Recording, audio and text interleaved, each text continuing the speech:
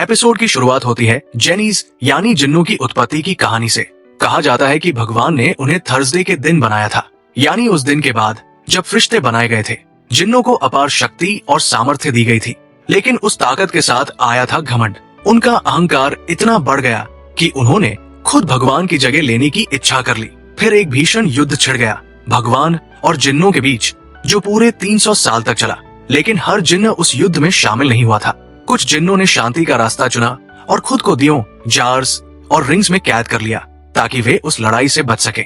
जब वो महान युद्ध आखिरकार खत्म हुआ, भगवान ने तय किया कि वो जिन्नों की जगह एक नई रचना बनाएंगे, और तब उन्होंने मनुष्य को बनाया। उस पल से मनुष्य बन गए भगवान की चुनी हुई रचना। भगवान ने आदेश दिया कि अब सभी फरिश्ते और जिन्न इंसानों के आगे झुकेंगे। हर कोई मान गया सिवाय एक जिन्न के।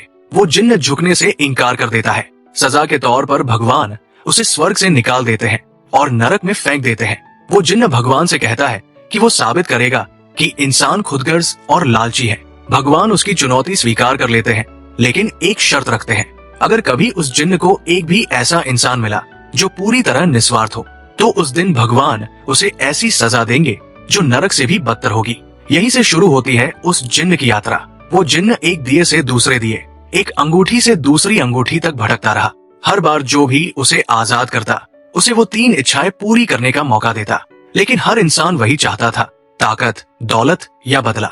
हर बार जिन्न का दावा सही साबित होता गया। लेकिन एक दिन उसने एक छोटी सी लड़की से मुलाकात की, जो मरने से पहले भी अपनी खुशी नहीं बल्कि दूसरों की भलाई की दुआ मांग रही थी। वो वही पवित्र आत्मा थी जिसके बारे में भगवान ने कहा था। और उसी पल भगवान ने उस जिन्न को उसकी सजा दी। उसे धरती के गहरे नीचे एक दिए के अंदर हमेशा के लिए कैद कर दिया गया। सदियों तक वो जिन्न वही रहा। उसने कभी इंसानों के आगे सिर नहीं झुकाया, बस उस दिन का इंतजार करता रहा जब कोई और लालची इंसान उसका दिया पाएगा और वो फिर साबित कर सकेगा कि इंसान स्वार्थी है। उस जिन्न का नाम था इब्लिस, यानी शैतान या बुराई। और यहीं से असली कहानी शुरू होती है। हम मिलते हैं कायन से, एक जवान लड़की जो अपनी दादी के साथ रहती है। उसकी माँ ने उसे बचपन में छोड़ दिया था और तब से उसकी परवरिश सिर्फ उसकी दादी ने की थी। दादी के प्यार और सख्ती में कायन मजबूत, ठंडी और लगभग भावनाहीन बन चुकी थी। अब 20 साल बाद कायन कोरिया से दुबई जाती है अपनी माँ से मिलने के लिए। वो बताती है कि पिछले 10 सालों से वो हर दिन उसी रेस्टोरेंट में उसी टेबल पर बैठती रही, सिर्फ अपनी माँ की एक झलक देखने के लिए जो वहाँ काम करती थी। वो ये भी बताती है कि उसकी माँ जो पैसे घर भेजती थी, उसकी दादी ने कभी वो पैसे इस्तेमाल नहीं किए। उन्होंने वो सारे पैसे जमीन में गाड़ दिए और वहाँ मिर्च के पौधे लगा दिए। कहती थी, एक खुदगर्ज औरत के पैसों से अपने घर को नहीं चलाऊंगी। कायन अपनी माँ से बस एक बात कहने आई थी कि उसे और उसकी दादी को न तो उसके पैसों की जरूरत थी और न ही उसके झूठे प्यार की। वो चेतावनी देती है कि अगर उसकी माँ ने फिर कभी उसकी दादी को रुलाया तो वो उसे बख्शेगी नहीं। इतना कहकर वो मुड़ जाती है और चली जाती है। अगले दिन कायन एक डेजर्ट टूर पर जाती है। वो अपने ग्रुप से थोड़ा दूर निकल जाती है और अपनी सबसे अच्छी दोस्त मिंजी को टेक्स्ट कर रही होती है। चलते चलते अचानक उसका पैर किसी चीज से टकराता है। वो रेत में दबा हुआ एक पुराना धूल से भरा दिया होता है। गुस्से में कायन उस दिए को जोर जोर से झटकती है, जैसे अपने अंदर का सारा दर्द और गुस्सा उसी पर निकाल रही हो। लेकिन तभी कुछ अजीब होता है। वो दिया चमकने लगता है और उससे बाहर आता है इब्लिस, जो लगभग 983 साल से कैद था। इब्लिस अपना परिचय देता है और बताता है कि उसने उसे आजाद किया है, लेकिन कायन उसे पागल समझकर वहाँ से चली जाती है। बाद में जब वो होटल के कमरे में लौटती है तो उसे हर जगह लंबे बाल दिखाई देते हैं और फिर वो देखती है कि इब्लिस वही बैठा उसका इंतजार कर रहा है। वो उसे अपनी कहानी बताता है, कैसे उस छोटी लड़की की पवित्र आत्मा ने उसे कैद किया था और कैसे उसने भगवान से एक और मौका मांगा था। भगवान ने उसे मौका तो दिया, लेकिन शर्त के साथ, अगर वो उसी आत्मा के पुनर्जन्म को ढूंढकर उसे भ्रष्ट कर सके तो वो आजाद हो जाएगा। लेकिन अगर वो आत्मा हर जन्म में शुद्ध रही तो इब्लिस हमेशा के लिए मिटा दिया जाएगा। सदियों तक इब्लिस का नौकर उस आत्मा की तलाश करता रहा। हर बार जब वो उसे ढूंढता, वो लड़की मर जाती इससे पहले कि वो इब्लिस से मिल पाती। लेकिन इस बार वो आत्मा फिर से जन्म ले चुकी थी कायन के रूप में, और अब कायन ने ही उसे उस दिए से आजाद किया था। अब बस उसे 3 इच्छाएं मांगनी थी और इब्लिस साबित कर सकता था कि वो भी एक आम स्वार्थी इंसान है। लेकिन कायन इतनी आसानी से मानने वाली नहीं थी।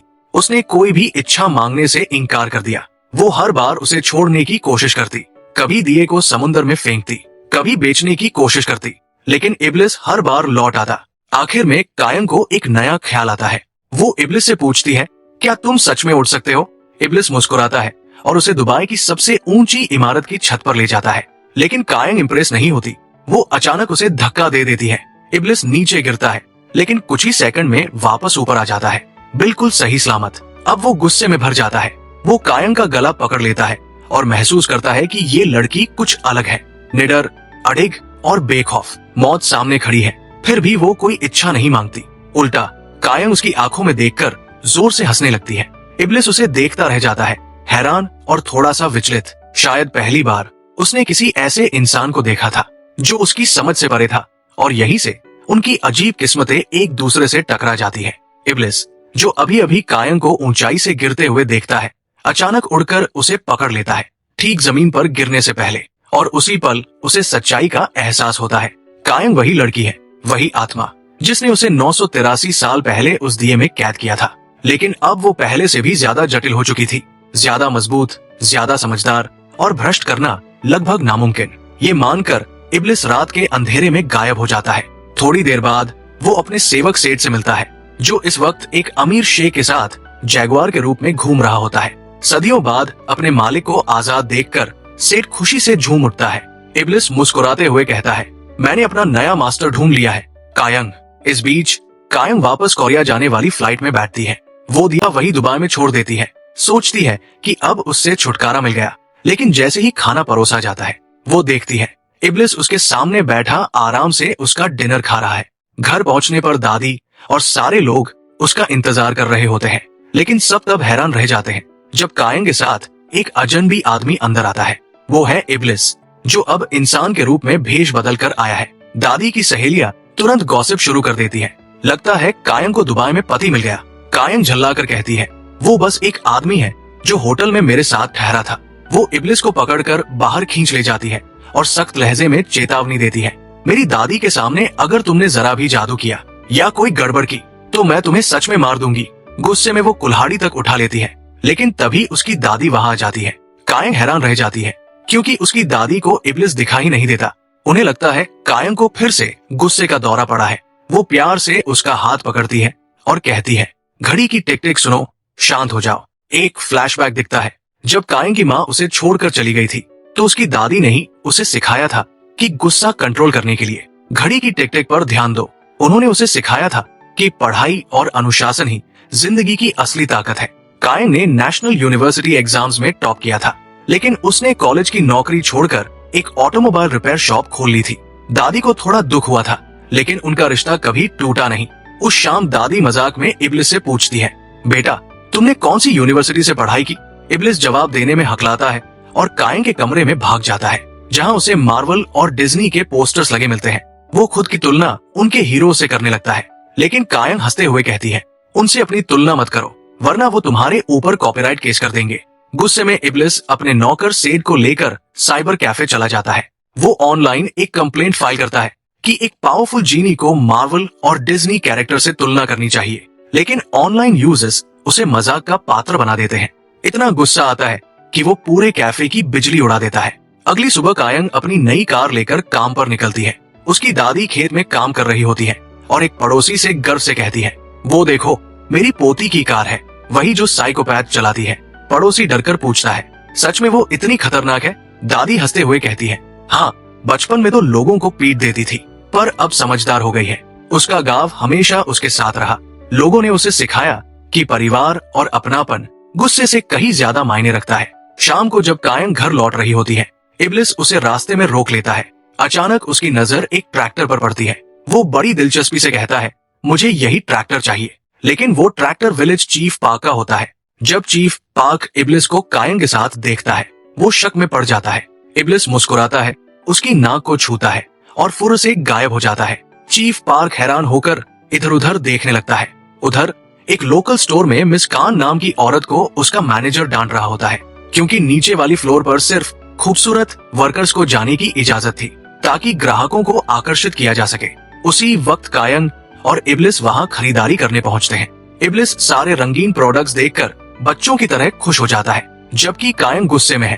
उसे चीफ पार्क वाला व्यवहार बिल्कुल पसंद नहीं आया था। वो सख्त लहजे में कहती है, मिंजी के सामने ऐसी हरकत करने की हिम्मत मत करना। इब्लिस पूछता है, मिंजी कौन है? और वहीं से सीन कट होता है मिंजी पर, जो कायंग की सबसे अच्छी दोस्त है। मिंजी एक डेंटिस्ट है, आत्मनिर्भर, आत्मविश्वासी, छोटे बाल और तेज दिमाग वाली। वो इस वक्त गोल्फ खेल रही होती है, जहां उसकी मुलाकात मिस्टर रियो के असिस्टेंट से होती है। वो मिस्टर रियो से सख्त नफरत करती है, क्योंकि वो उनके गांव को तोड़कर वहां प्रोजेक्ट बनाना चाहता है। इसलिए वो उसके किसी आदमी से भी शालीनता से बात नहीं करती। उधर इब्लिस और सेड एक और दुकान पर जाते हैं, जहां इब्लिस पहली बार कैन जूस पीता है और उसे बहुत पसंद आता है। फिर वो बच्चों को वीडियो गेम खेलते देखता है और समझता है कि ये भी किसी लैंप बैटल जैसा खेल है। वो सारे सिक्के हार जाता है, फिर भी जीत नहीं पाता। निराश होकर वो कायंग के पास भागता है और कहता है, मुझे पैसे दो, नहीं तो मैं तुम्हारी एक इच्छा इस्तेमाल कर लूंगा। कायंग ताना मारती है, तुम खुद तो जादू से पैसे बना सकते हो। इब्लिस समझाता है, जेनीज अपने लिए जादू नहीं कर सकते। फिर वो शर्माते हुए बताता है, मैंने तुम्हारी दादी से थोड़े पैसे उधार ले लिए थे। ये सुनकर कायंग का पारा चढ़ जाता है। वो गुस्से में उसका पीछा करती है और इब्लिस ड्रामा करता हुआ उसकी कार के सामने कूद जाता है। कायंग बिना रुके उसे सीधा गाड़ी से ठोक देती है। बाद में इब्लिस सेठ से शिकायत करता है। सेठ सलाह देता है, उस पागल औरत से उलझने से अच्छा है कोई पार्ट टाइम जॉब कर लो। इब्लिस पूछता है, साइकोपैथ मतलब क्या? सेठ उसे वापस साइबर कैफे ले जाता है और इंटरनेट पर दिखाता है। परिभाषा देखकर खुद इब्लिस भी डर जाता है। अब इब्लिस कायंग को परखने का निश्चय करता है। वो उसके गराज में जाता है, जहां कायंग काम कर रही होती है। वो दरवाजा बंद कर देता है और अंदर आग लगा देता है, ताकि कायंग डरकर कोई इच्छा मांग ले। लेकिन कायंग साइड डोर से बाहर निकलती है, एक मेटल रॉड उठाती है और इब्लिस की धुनाई कर देती है। चेतावनी देती है, दोबारा ऐसा किया तो तुम्हें जिंदा नहीं छोड़ूंगी। आग बुझाने के लिए इब्लिस जादू का इस्तेमाल करता है और लोग हैरान रह जाते हैं कि कायंग एक ऐसे आदमी को पीट रही है जिसका सिर टूटा, हाथ मुड़ा, फिर भी वो बिल्कुल ठीक है। बाद में कायंग और मिंजी अपनी वेंसडे डिनर ट्रेडिशन निभाने जाते हैं, एक ऐसा डिनर जो वो कभी मिस नहीं करती। दोनों हमेशा एक ही डिश ऑर्डर करती है। थोड़ी बहस होती है, लेकिन मिंजी की शांति कायंग के गुस्से को संभाल लेती है। डिनर के दौरान जब मिंजी पानी लेने जाती है, इब्लिस अचानक कूलर से निकल आता है। कायंग डरकर बोल पड़ती है, लेकिन सबको लगता है वो हवा से बात कर रही है। बाद में कायंग उसे एक हेयर पिन खरीद कर देती है और कहती है, जब अदृश्य बनो तो ये पिन लगाना, ताकि मुझे पता चले कि तुम ही हो। इब्लिस मुस्कुराकर पूछता है, तुमने ये इच्छा के रूप में क्यों नहीं मांगी? कायंग जवाब देती है, क्योंकि मैं जानती हूँ जैसे ही मेरी 3 इच्छाएं पूरी होंगी तुम मुझे मार दोगे। वो आगे कहती है, मेरी दादी हमेशा कहती है, इस दुनिया में बहुत से अच्छे लोग हैं, शायद बुरी तो मैं ही हूँ। तो तुम जिस प्योर सोल को ढूंढ रहे हो वो मैं नहीं हो सकती। इब्लिस मुस्कुराता है, लेकिन हार नहीं मानता। तब कायंग उसे एक चुनौती देती है, उसकी पहली इच्छा, अगर तुम मुझे 5 अलग अलग लोगों के जरिए ये साबित कर सको कि दुनिया सच में भ्रष्ट है, तो मैं अपनी बाकी 2 इच्छाएं मांग लूंगी और तुम्हें खुद अपनी मौत दे दूंगी। इब्लिस को लगा कि कायंग ने अपनी कीमती विश में से एक विश इतनी बेवकूफी भरी बात पर बर्बाद कर दी है। फिर भी वो ये साबित करने के लिए बेताब था कि वो गलत नहीं है। वो चुनौती को आत्मविश्वास से स्वीकार करता है, यकीन के साथ कि वो किसी की भी फितरत को बदल सकता है। उनकी तलाश 5 उम्मीदवारों की शुरू होती है।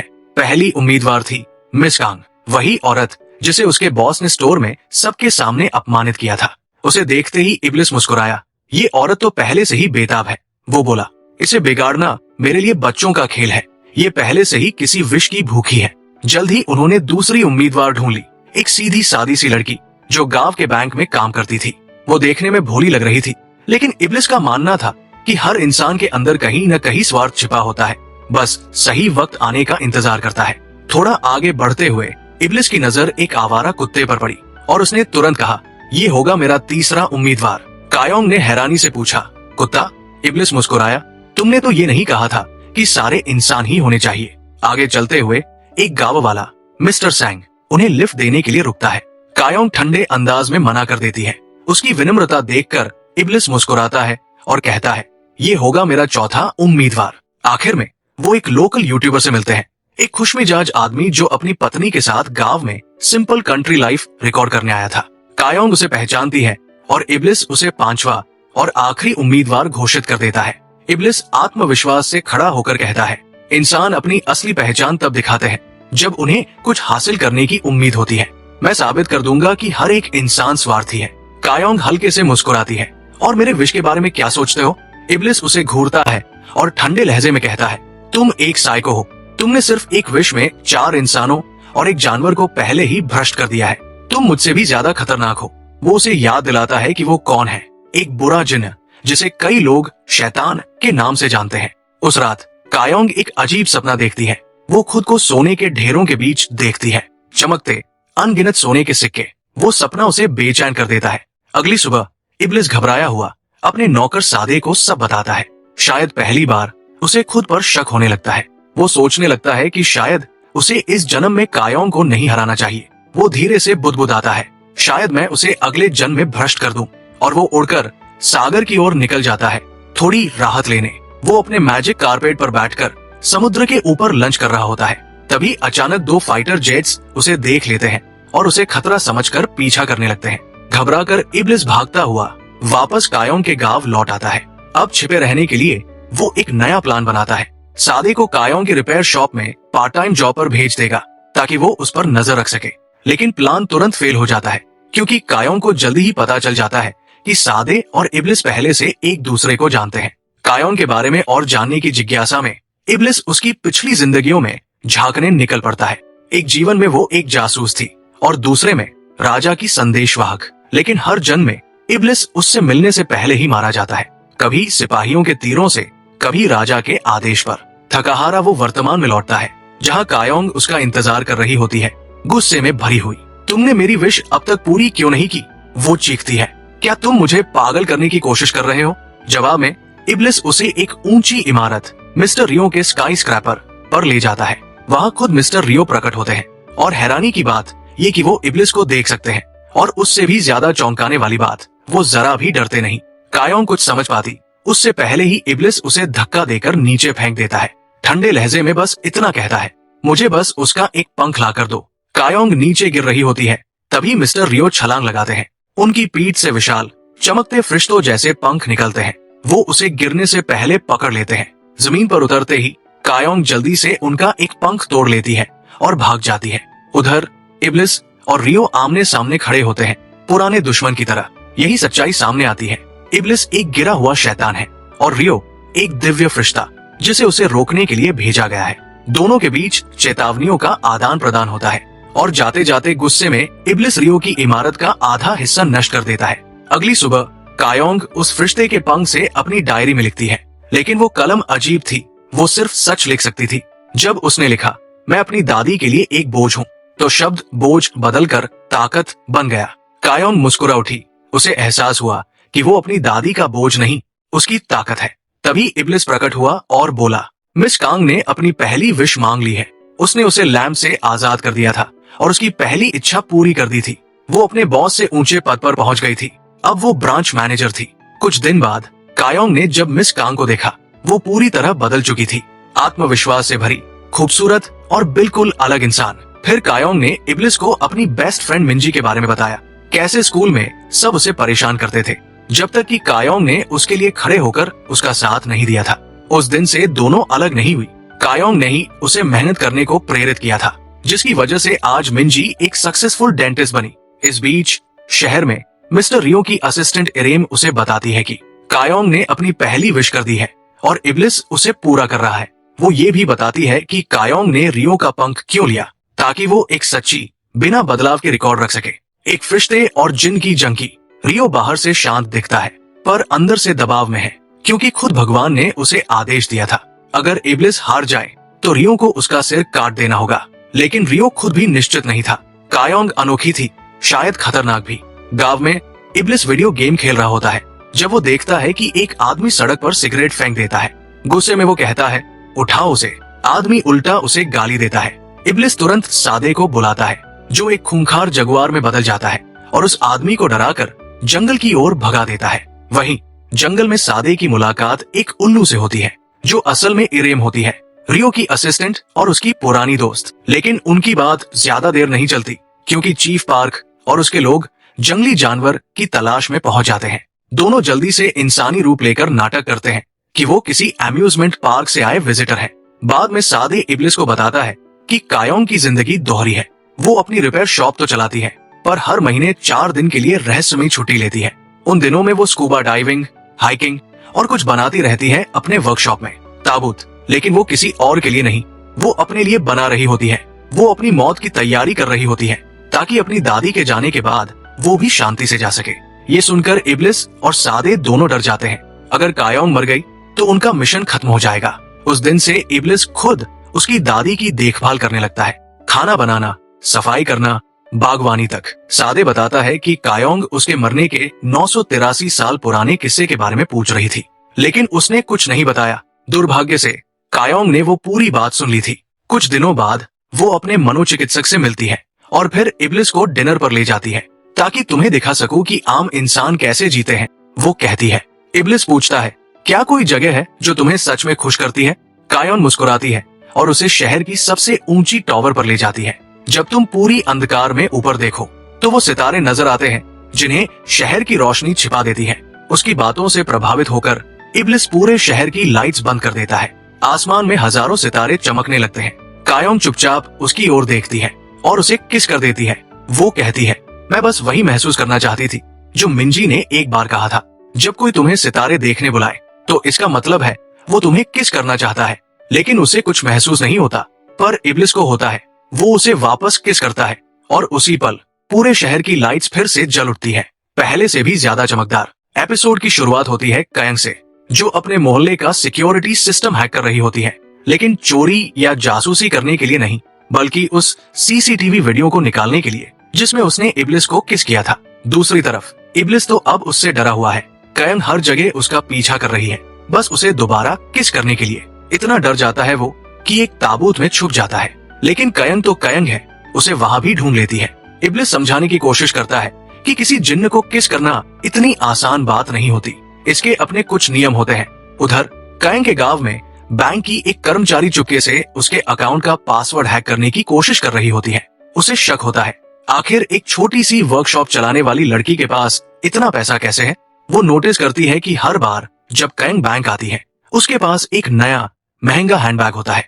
इसी बीच एक नया परिवार भी गांव में शिफ्ट होता है। घर पर इब्लिस टीवी ऑन करता है और परेशान हो जाता है। हर चैनल पर बस रोमांटिक के सीन चल रहे होते हैं। तभी दादी उसे पुकारती है और कल का मौसम पूछती है। इब्लिस को बुरा लग जाता है। वो बोलता है, इतने शक्तिशाली जिन्न को मौसम बताने के लिए बुला रही हो? दादी हंसते हुए कहती है, अरे मैं तुमसे नहीं, अपने एआई असिस्टेंट से बात कर रही थी।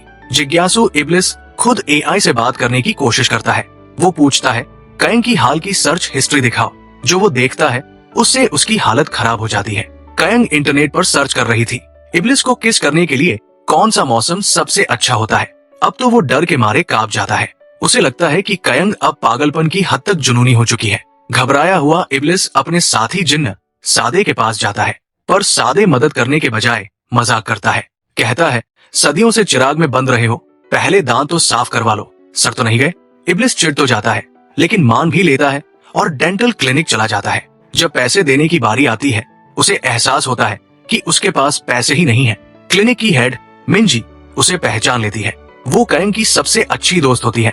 वो हंसते हुए इब्लिस को सीधे कायोंग के पास ले जाती है। कायोंग गुस्से में खुद बिल भरती है और फिर इब्लिस को एक मुक्का जड़ देती है। थोड़ी देर बाद इब्लिस कायोंग की कार में बैठा अकेले शराब पी रहा होता है। तभी पुलिस आ जाती है। कायोंग तुरंत कार का इंजन चालू कर देती है ताकि लगे कि इब्लिस ड्राइव कर रहा है। पुलिस उसे पकड़ लेती है, लेकिन उससे पहले कि वो उसे ले जाए इब्लिस समय रोक देता है और वहाँ से भागकर दादी के साथ चेरी ब्लॉसम फेस्टिवल पहुँच जाता है। फेस्टिवल में एक चोर उससे टकराता है और उसका हेयर पिन चुरा लेता है। वो चोर अपने गैंग के पास भागता है, जहाँ दो ग्रुपों में झगड़ा शुरू हो जाता है। इब्लिस टाइम रोक देता है, अपना हेयर पिन वापस लेता है और सबके हथियारों को फूलों में बदल देता है। रात को जब आसमान में आतिशबाजी हो रही होती है, वो जादू से कायोंग का नाम आसमान में लिख देता है। कायोंग अपने वर्कशॉप की खिड़की से उसे देखती है और मुस्कुरा देती है। उधर मिस्टर रयो कायोंग से मिलने आते हैं। वो बताते हैं कि वो उसे इसलिए देख रहे थे ताकि इब्लिस जीत न सके। उनका मिशन साफ है, अगर इब्लिस हार गया तो रयो को उसका सिर काटना होगा। कायोंग अपने गुस्से को छिपा लेती है, लेकिन उसके दिल में इब्लिस के लिए अचानक थोड़ी ग्लानि महसूस होती है। दूसरी ओर इब्लिस एक बार में मिंजी से मिलता है। दोनों साथ पीते हैं। मिंजी कहती है कि उसे इब्लिस पसंद नहीं है, पर जब वेट्रेस को पता चलता है कि मिंजी लड़की है तो जो हंसी मजाक होता है उससे दोनों दोस्त बन जाते हैं। कायोंग बाहर से ये सब देखती है और उसे अजीब सी जलन महसूस होती है। मिंजी को घर छोड़ने के बाद कयंग इब्लिस से पूछती है, तुम और रयो दुश्मन क्यों? इब्लिस बताता है, बहुत समय पहले जब जिन्नों ने भगवान के खिलाफ विद्रोह किया था तो भगवान ने फरिश्तों को भेजा उन्हें खत्म करने के लिए। रयो उन फरिश्तों का नेता था। उसने ज्यादातर जिन्नों को मार डाला, कुछ बचे जो दुनिया भर में छुप गए और रयो आज भी उन्हें खोज रहा है। इब्लिस बताता है कि जिन मौसम बदल सकते हैं, टेलीपोर्ट कर सकते हैं और समय को भी रोक सकते हैं। ये सुनकर कयंग को उनका पहला किस याद आता है। जब बारिश हो रही थी, घबराकर इब्लिस वहां से भाग जाता है और फिर से चेरी ब्लॉसम के खेतों में पहुंचता है। अगले दिन दादी की दोस्त मिसेस कांग अपनी दूसरी विश करती है। वो फिर से अपने 20वें साल में लौटकर ब्रांच मैनेजर बनना चाहती है। इब्लिस वो विश तुरंत पूरी कर देता है। इसी बीच नए परिवार का छोटा बेटा अपने घर में एक आदमी को बंद पाता है। वो दरअसल एक और जिन्न होता है। वर्कशॉप में कयंग एक बदतमीज कस्टमर से डील कर रही होती है, तभी सादे अंदर आता है, हाथ में कार वॉश का लिक्विड लिए हुए, जिसे वो जूस समझ बैठा था। कस्टमर ये सब देखकर डर के मारे भाग जाता है। थोड़ी देर बाद जुनवू, वही लड़का जो हाल ही में गांव में आया था, कयंग से मिलने आता है। वो बताता है कि वो उसे कॉलेज से जानता था और उसी की वजह से यहाँ शिफ्ट हुआ। उधर इब्लिस जब मिसेस कांग की विश पूरी करता है तो 20 साल पीछे चला जाता है। वहाँ उसे बचपन की कयंग मिलती है जो उसे पत्थर मार देती है। सोचती है कोई अजनबी है। बाद में प्रेजेंट टाइम में कयंग को ये याद आता है और उसे एहसास होता है कि उसका रिश्ता इब्लिस से बहुत पुराना है। सादे जब जुनवू का जिक्र करता है तो इब्लिस को जलन होने लगती है। बारिश शुरू होती है। कयंग इब्लिस को ढूंढने निकल पड़ती है। वो उसे एक सुनसान सड़क पर पाती है। वही कुत्ता उसके पास होता है जो हमेशा उस पर भौंकता था। पता चलता है उस कुत्ते का नाम मट है और वही इब्लिस का अगला विश करने वाला है। मट की इच्छा, वो एक हैंडसम 40 साल का आदमी बनना चाहता है। इब्लिस उसकी विश पूरी कर देता है, लेकिन बदले में कहता है, अब सारे कुत्तों से कहना कयंग पर कभी मत भौंको। मट इंसान तो बन जाता है पर दिमाग अब भी कुत्ते वाला ही रहता है। यहाँ तक कि बिजली के खंभे के पास जाकर पेशाब करने लगता है। थोड़ी देर बाद दादी गलती से कयंग की डायरी पढ़ लेती है। उन्हें इब्लिस से उसका कनेक्शन पता चल जाता है। कयंग घबरा जाती है और इब्लिस से कहती है कि वो डायरी अपने चिराग में छिपा दे। वहाँ बैठकर वो इब्लिस से कहती है, मुझे लगता है मैं लोगों के लिए जूते में फंसे पत्थर जैसी हूँ, सबके लिए असुविधा। वो ये भी कहती है कि जब उसकी दादी मर जाएंगी तो वो भी जीना नहीं चाहती और अगर मरना ही है तो वो चाहती है कि इब्लिस ही उसे मारे, क्योंकि वो मजेदार और आसान होगा। वो नहीं चाहती कि इब्लिस हारे। इब्लिस हैरान रह जाता है। कयंग जानती है कि अगर वो जीता तो उसे मरना होगा, फिर भी वो उसी के साथ खड़ी है। दोनों मिलकर चिराग के अंदर का फर्नीचर सजाते हैं ताकि कयंग वहाँ काम कर सके। दादी उनकी आवाजें सुनकर देखने आती है, पर दोस्तों में उलझकर चिराग को पलंग पर फेंक देती है, जिससे कयंग और इब्लिस गलती से एक दूसरे के बहुत करीब गिर जाते हैं। वो किस करने ही वाले होते हैं पर फिर रुक जाते हैं। उन्हें याद आता है कि जादू के लिए उन्हें पहले नशे में होना पड़ेगा, तो दोनों बाहर ड्रिंक करने निकलते हैं, लेकिन रास्ते में कयंग रुक जाती है। वो देखती है कि उसकी दादी रो रही है। गांव के बुजुर्ग मिस्टर किम का देहांत हो गया है और दादी कहती है कि अब उन्हें मौत से डर लगने लगा है, क्योंकि वो कयंग के साथ थोड़ा और वक्त बिताना चाहती है। रात में कयंग इब्लिस से दोबारा मिलती है और अपनी दूसरी विश मांगती है। मैं चाहती हूँ कि मेरी दादी फिर से जवान हो जाए, बिल्कुल मेरी उम्र की। इब्लिस स्तब्ध रह जाता है। कयंग की पहली विश खुद के लिए नहीं थी और अब दूसरी भी अपने लिए नहीं है। अब बस एक आखिरी विश बाकी है, जो इब्लिस के लिए उसकी आत्मा को भ्रष्ट करने का अंतिम मौका है। वो इब्लिस से कहती है कि उसकी दादी को अभी जवान मत बनाना। वो चाहती है कि ये बदलाव ठीक 72 घंटे बाद हो। उसके दिमाग में कोई प्लान है। अगले ही पल वो अपनी दादी को हवाई के टिकट्स देकर सरप्राइज करती है। कहती है, हम 2 दिन बाद निकलेंगे। दादी खुशी से झूम उठती है और पूरे गांव में खबर फैला देती है। हर किसी को बताती फिरती है कि वो अपनी पोती के साथ हवाई जा रही है। ये बात मिसेस कांग की सास तक पहुंच जाती है। वो मिसेस कांग को डांटती है, कहती है, ब्रांच मैनेजर बनने के बाद से तुमने अपने घर की तरफ ध्यान देना छोड़ दिया है। और सच में जब मिसेस कांग अपनी बेटी के हॉस्टल पहुंचती है तो कमरा खाली मिलता है। पता चलता है कि उनकी बेटी अपने बॉयफ्रेंड के साथ रहने लगी है और कॉलेज भी छोड़ दिया है। टूटी हुई मिसेस कांग को अपने फैसले पर पछतावा होता है। उसी वक्त इब्लिस प्रकट होता है। वो याद दिलाता है कि उसके पास एक आखिरी विश बाकी है जिससे वो सब ठीक कर सकती है। लेकिन जैसा कि वो हमेशा कहता है, इंसान स्वार्थी होता है और वैसा ही होता है। मिसेस कांग अपनी आखिरी विश दूसरों पर बर्बाद नहीं करना चाहती।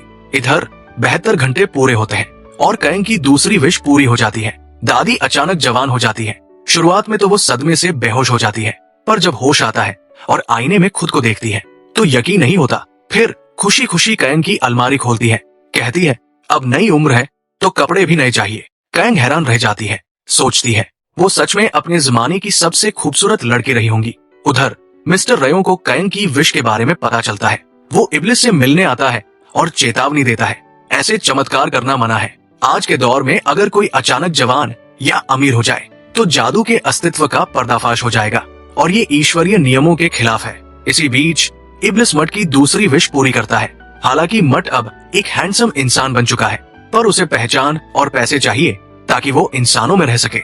इब्लिस वो भी दे देता है, लेकिन मट के अंदर अब भी कुत्ते वाले आदतें बाकी रहती हैं। दो लड़के उसे चिढ़ाते हैं तो वो गुस्से में काट ही लेता है, जैसे कुत्ते काटते हैं। पूरा मोहल्ला हंगामे में बदल जाता है। घर पर दादी अपनी नई जवानी का खूब मजा लेने लगती है। गर्मियों में लेदर जैकेट पहनना, भागना दौड़ना, स्टंट्स करना और दिन रात शॉपिंग करना। कैंग मजबूर होकर उनके लिए नियम बनाती है। अब तुम अपनी पहचान छिपाओगी और अपने पुराने दोस्तों से दूरी रखोगी ताकि कोई तुम्हें पहचान न ले। कैंग जब दादी को संभालने में बिजी होती है तो इब्लिस को डिनर नहीं मिलता। वो गुस्से में बाहर जाकर बैठ जाता है। वही कुछ गांव वाले पत्ता गोभी की फसल काटने की तैयारी कर रहे होते हैं। इब्लिस भी चुपचाप उनके साथ काम करने लगता है। कड़ी मेहनत के बाद उसे पहली बार सैलरी मिलती है। वो इतना खुश होता है कि अगले दिन फिर लौट आता है, सिर्फ उस खुशी को दोबारा महसूस करने के लिए। उसी वक्त मिस्टर सैंग नाम का एक आदमी अपनी ट्रक से एक हिरन को टक्कर मार देता है। हिरन जिंदा होता है पर घायल। वो दया में उसे मारने ही वाला होता है कि इब्लिस वहां आ जाता है। कहता है, मैं तुम्हारी 3 विश पूरी कर सकता हूँ। मिस्टर सैंग उस पर हंसता है और मजाक में पहली विश मांग लेता है, इस हिरन को ठीक कर दो। और इब्लिस सच में उसे ठीक कर देता है। अब मिस्टर सैंग गुस्से में चिल्लाता है, ये तो मेरी टेस्ट वाली विश थी। इब्लिस शांत स्वर में कहता है, अपनी हद पार मत करना, और गायब हो जाता है, कहकर कि बाकी 2 विश सोच समझ कर मांगना। थोड़ी देर बाद इब्लिस सादे को कहता है कि वो जुन्वू की जांच करे, वही लड़का जो हाल ही में गांव में आया था। सादे पता लगाता है कि कॉलेज के दिनों में कैंग और जुन्वू साथ में डांस क्लास करते थे। इब्लिस को जलन होने लगती है। गुस्से में वो टाइम ट्रैवल करता है, अतीत में जाकर जुन्वू की टांग चोटिल कर देता है ताकि वो अगले दिन डांस न कर पाए। इस बीच चीफ पार्क जुन्वू के घर जाता है। वो देखकर हैरान रह जाता है। घर में बॉडीगार्ड्स है और अंदर एक आदमी बंधा हुआ है जो कुछ ही देर में रहस्यमयी तरीके से गायब हो जाता है। जब वो आखिर जुन्वू से मिलता है तो जुन्वू उसे नकली फोन नंबर देता है। फिर दिखाया जाता है कि जुन्वू के पास कैंग की कई तस्वीरें हैं। वो उसे चुपके से देखता रहता है। घर लौटकर कैंग गांव में चारों तरफ छिपे कैमरे लगाती है ताकि दादी पर नजर रख सके। घर आते ही वो देखती है कि दादी मिर्च के खेत में खुदाई कर रही है। कहती है, यहाँ पैसे गड़े हैं।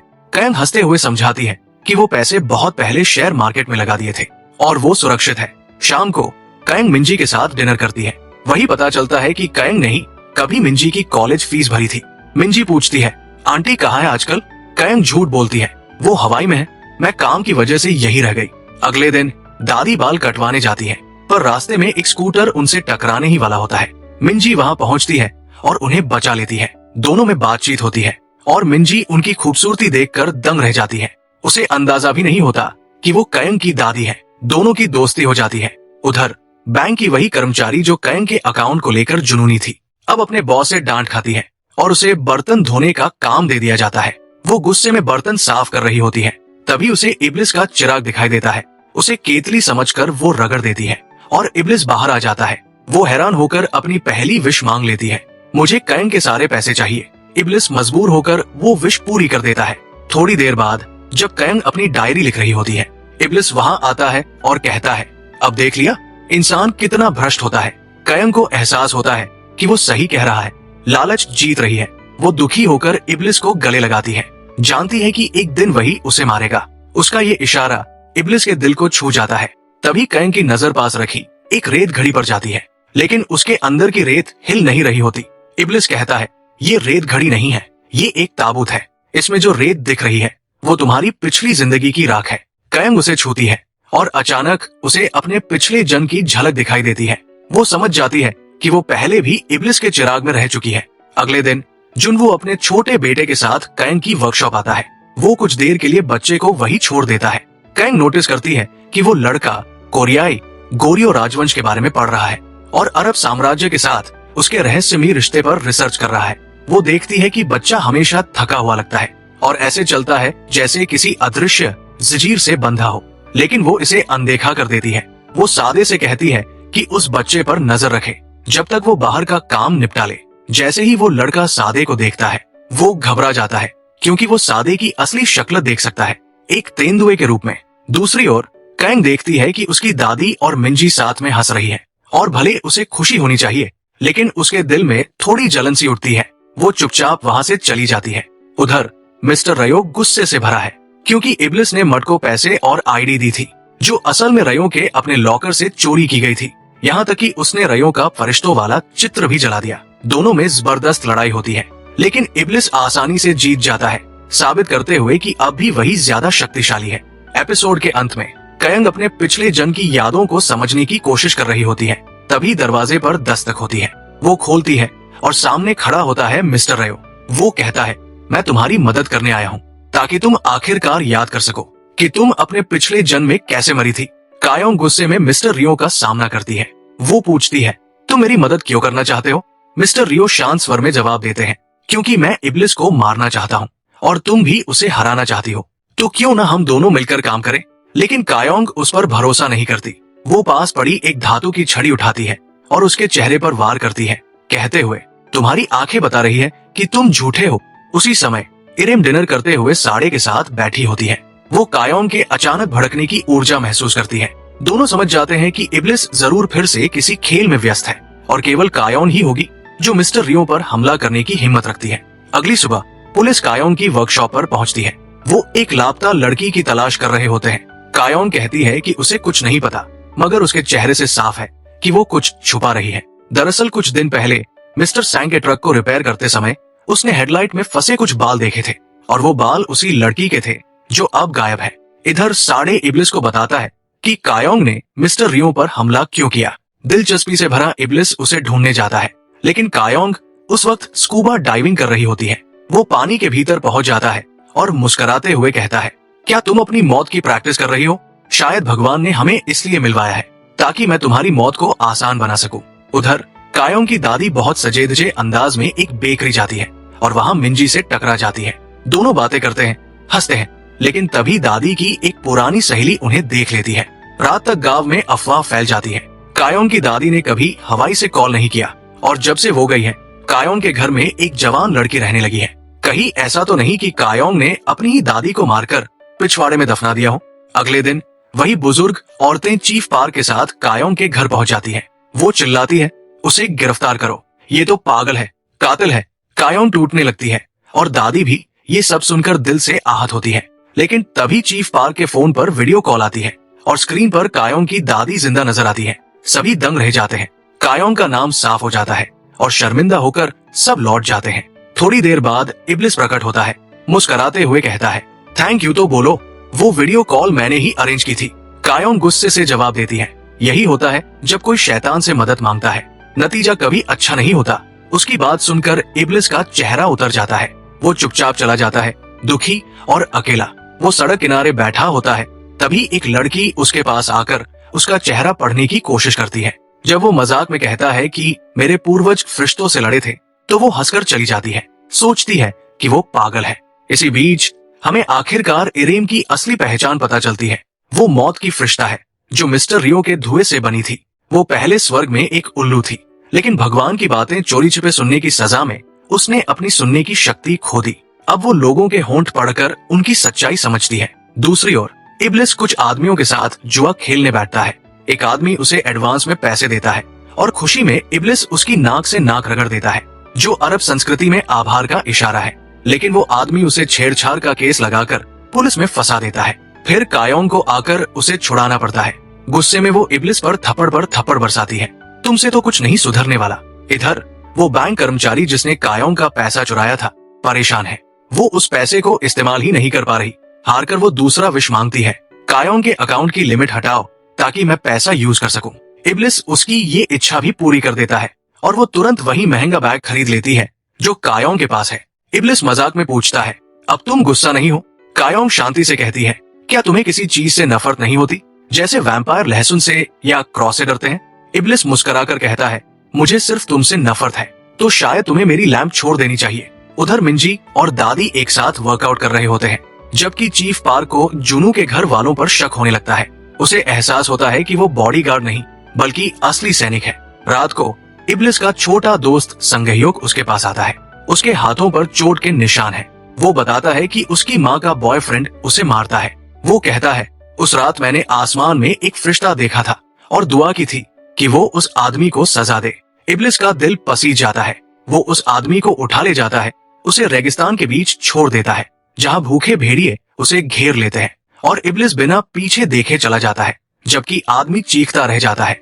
इब्लिस फिर संगह्योग से कहता है, बहुत साल पहले मैंने अपनी कौम के लिए जंग लड़ी थी। अब मैं एक नई जंग छेड़ने वाला हूँ, इस बार अपने इंसानी दोस्तों के लिए जो अन्याय झेलते हैं। तभी मिस्टर रियो प्रकट होते हैं। वो चेतावनी देते हैं, इब्लिस, तुम दुनिया का संतुलन बिगाड़ रहे हो। अच्छा बनने का दिखावा मत करो, वरना मैं सबको बता दूंगा कि तुमने कायोंग के साथ क्या किया था। ये सुनकर इब्लिस की आंखें आग की तरह चमक उठती हैं। उधर कायोंग अपने कमरे में बैठकर इब्लिस की लैंप की जांच करती है। वो पाती है कि इब्लिस 983 साल से कैद था, लेकिन लैंप खुद उसकी कैद के 20 साल बाद बनाई गई थी। यानी वो कुछ बहुत बड़ा राज छिपा रहा है। इधर मर्द सड़क किनारे अपने पिता का इंतजार करता रहता है और बैंक की वो कर्मचारी फंस जाती है। उसका बॉस पकड़ लेता है कि वो कायोंग के अकाउंट को ट्रैक कर रही है, जो रोज अपने आप भर जाता है। वो उसे धमकाता है, अगर अकाउंट को कुछ हुआ तो नौकरी गई समझो। दूसरी ओर जुनू का बेटा चुपके से अपने घर के एक कमरे में बंद जिन्न से मिलने आता है। वो उसे एक सेब देता है। यही जिन्न उसे कोरियो राजवंश की किताब देता है ताकि वो कोरिया और अरब साम्राज्य के रहस्यों को उजागर कर सके। अंत में कायोंग मिस्टर रियो के पास पहुंचती है। वो दृढ़ आवाज में कहती है, मुझे अपने पिछले जन्म की सच्चाई जाननी है। मिस्टर रियो उसे रेगिस्तान में एक पुरानी जगह पर ले जाते हैं, वही जगह जहां 1000 साल पहले उसकी मौत हुई थी। उस वक्त कोरियो राजवंश के दौरान बच्चों को गुलाम बनाकर अरब साम्राज्य में बेचा जाता था। कायोंग और उसका अपंग भाई भी उन्हीं में से थे। 16 व्यापारी उन्हें बांधकर रेगिस्तान पार कर रहे थे जब जंगली कुत्तों ने हमला किया। बचने के लिए व्यापारियों ने उसके भाई को कुत्तों के आगे फेंक दिया। कायोंग चीखती हुई एक पुराना लैंप ढूंढ लेती है और उसमें से निकलता है इब्लिस। वो 3 इच्छाएं मांगने का प्रस्ताव रखता है। कायोंग की पहली इच्छा होती है, मेरा भाई जिंदा रहे और लंबी उम्र पाए। इब्लिस उसे पूरा करता है, लेकिन बचाने के लिए वो कुत्तों और व्यापारियों दोनों को मार डालता है।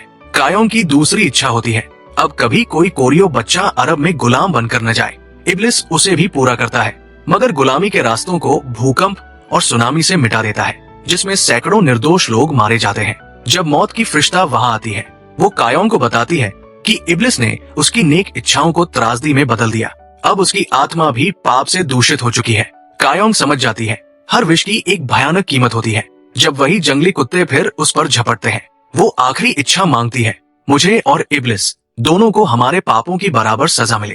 कुत्ते उसे नोच डालते हैं। इब्लिस उसके निर्जीव शरीर के पास बैठा रहता है, चेहरे पर न गुस्सा न अहंकार, बस पछतावा और दर्द। वर्तमान में लौटकर कायोंग को सब याद आने लगता है और लैंप के भीतर रेत घड़ी फिर से चल पड़ती है। वो रेत असल में उसकी राख थी। इब्लिस अपने सीने को पकड़ लेता है, क्योंकि अब एक बार फिर उनकी तकदीरें एक दूसरे से जुड़ चुकी है। कायोंग इब्लिस को रोते हुए देखकर मिस्टर रियो का सामना करती है। गुस्से में वो पूछती है, जब जंगली कुत्ते मुझे और मेरे भाई को फाड़ रहे थे, तब तुम कहाँ थे? आखिर तुम तो खुद भगवान के दूत थे, हमें बचा सकते थे ना? मिस्टर रियो चुपचाप जवाब देते हैं, उस वक्त मैं बस दुआ कर रहा था। ये सुनकर कायोंग का गुस्सा फूट पड़ता है। वो उसे मुक्का मार देती है और कहती है, कम से कम शैतान ने तो कोशिश तो की थी मेरी मदद करने की, एक फरिश्ते से ज्यादा। इधर साद इब्लिस को फिर से उसके चिराग में वापस डाल देता है। वहाँ इब्लिस ध्यान देता है कि रेत घड़ी के अंदर की रेत फिर से चलने लगी है। साद उसे चेतावनी देता है, इसका मतलब है तेरे बदले का वक्त खत्म होने वाला है और जो बीमारी तुझे इन दिनों लगी है वो तेरे पतन की निशानी हो सकती है। उधर इरेम को भी मिस्टर रियो से पता चलता है कि इब्लिस की हालत बिगड़ रही है। उसे एहसास होता है कि अब कुछ बड़ा होने वाला है। रियो को सुकून है कि उसने कायोंग को वो सच्चाई नहीं बताई जो 20 साल पहले इब्लिस के हमले और उसकी कैद के बीच हुई थी। लेकिन कायोंग को पहले से शक है कि वो कुछ छिपा रहा है। वो खुद रिसर्च करने लगती है, उन 20 सालों में असल में क्या हुआ था। इसी दौरान इब्लिस अचानक उसके सामने प्रकट होता है, बेहद स्टाइलिश कपड़ों में, उसे इम्प्रेस करने के इरादे से। असल में उसका गुप्त मकसद है कायोंग को अपने प्यार में गिराना, ताकि वो अपनी आखिरी विश उससे साथ रहने की मांग में खर्च करे और उसकी निस्वार्थता की परीक्षा फेल हो जाए। लेकिन बात वैसी नहीं होती। कायोंग अचानक पूछ लेती है, जब मैं मरी थी तब तेरे चेहरे पर जो दर्द था वो क्यों था? और क्या तूने कभी किसी दूसरी जिन्न से मोहब्बत की है या उसे चूमा है? ये सुनते ही इब्लिस झेम जाता है, कुछ कह नहीं पाता और गायब हो जाता है। वो तुरंत इरेम को आदेश देता है, दुनिया के बाकी जिन्नों को ढूंढो जो अब भी जिंदा है। उधर मिस कांग की जिंदगी में नई मुसीबतें आ जाती हैं। उसके घर की परेशानी की वजह से उसे शाखा प्रबंधक, ब्रांच मैनेजर की पोस्ट से हटा दिया जाता है। अब उसकी दोनों विश बेकार हो चुकी हैं। गुस्से में वो दुकान तोड़ देती है और चिल्लाती है, अब मैं अपनी आत्मा भी शैतान को बेचने को तैयार हूँ।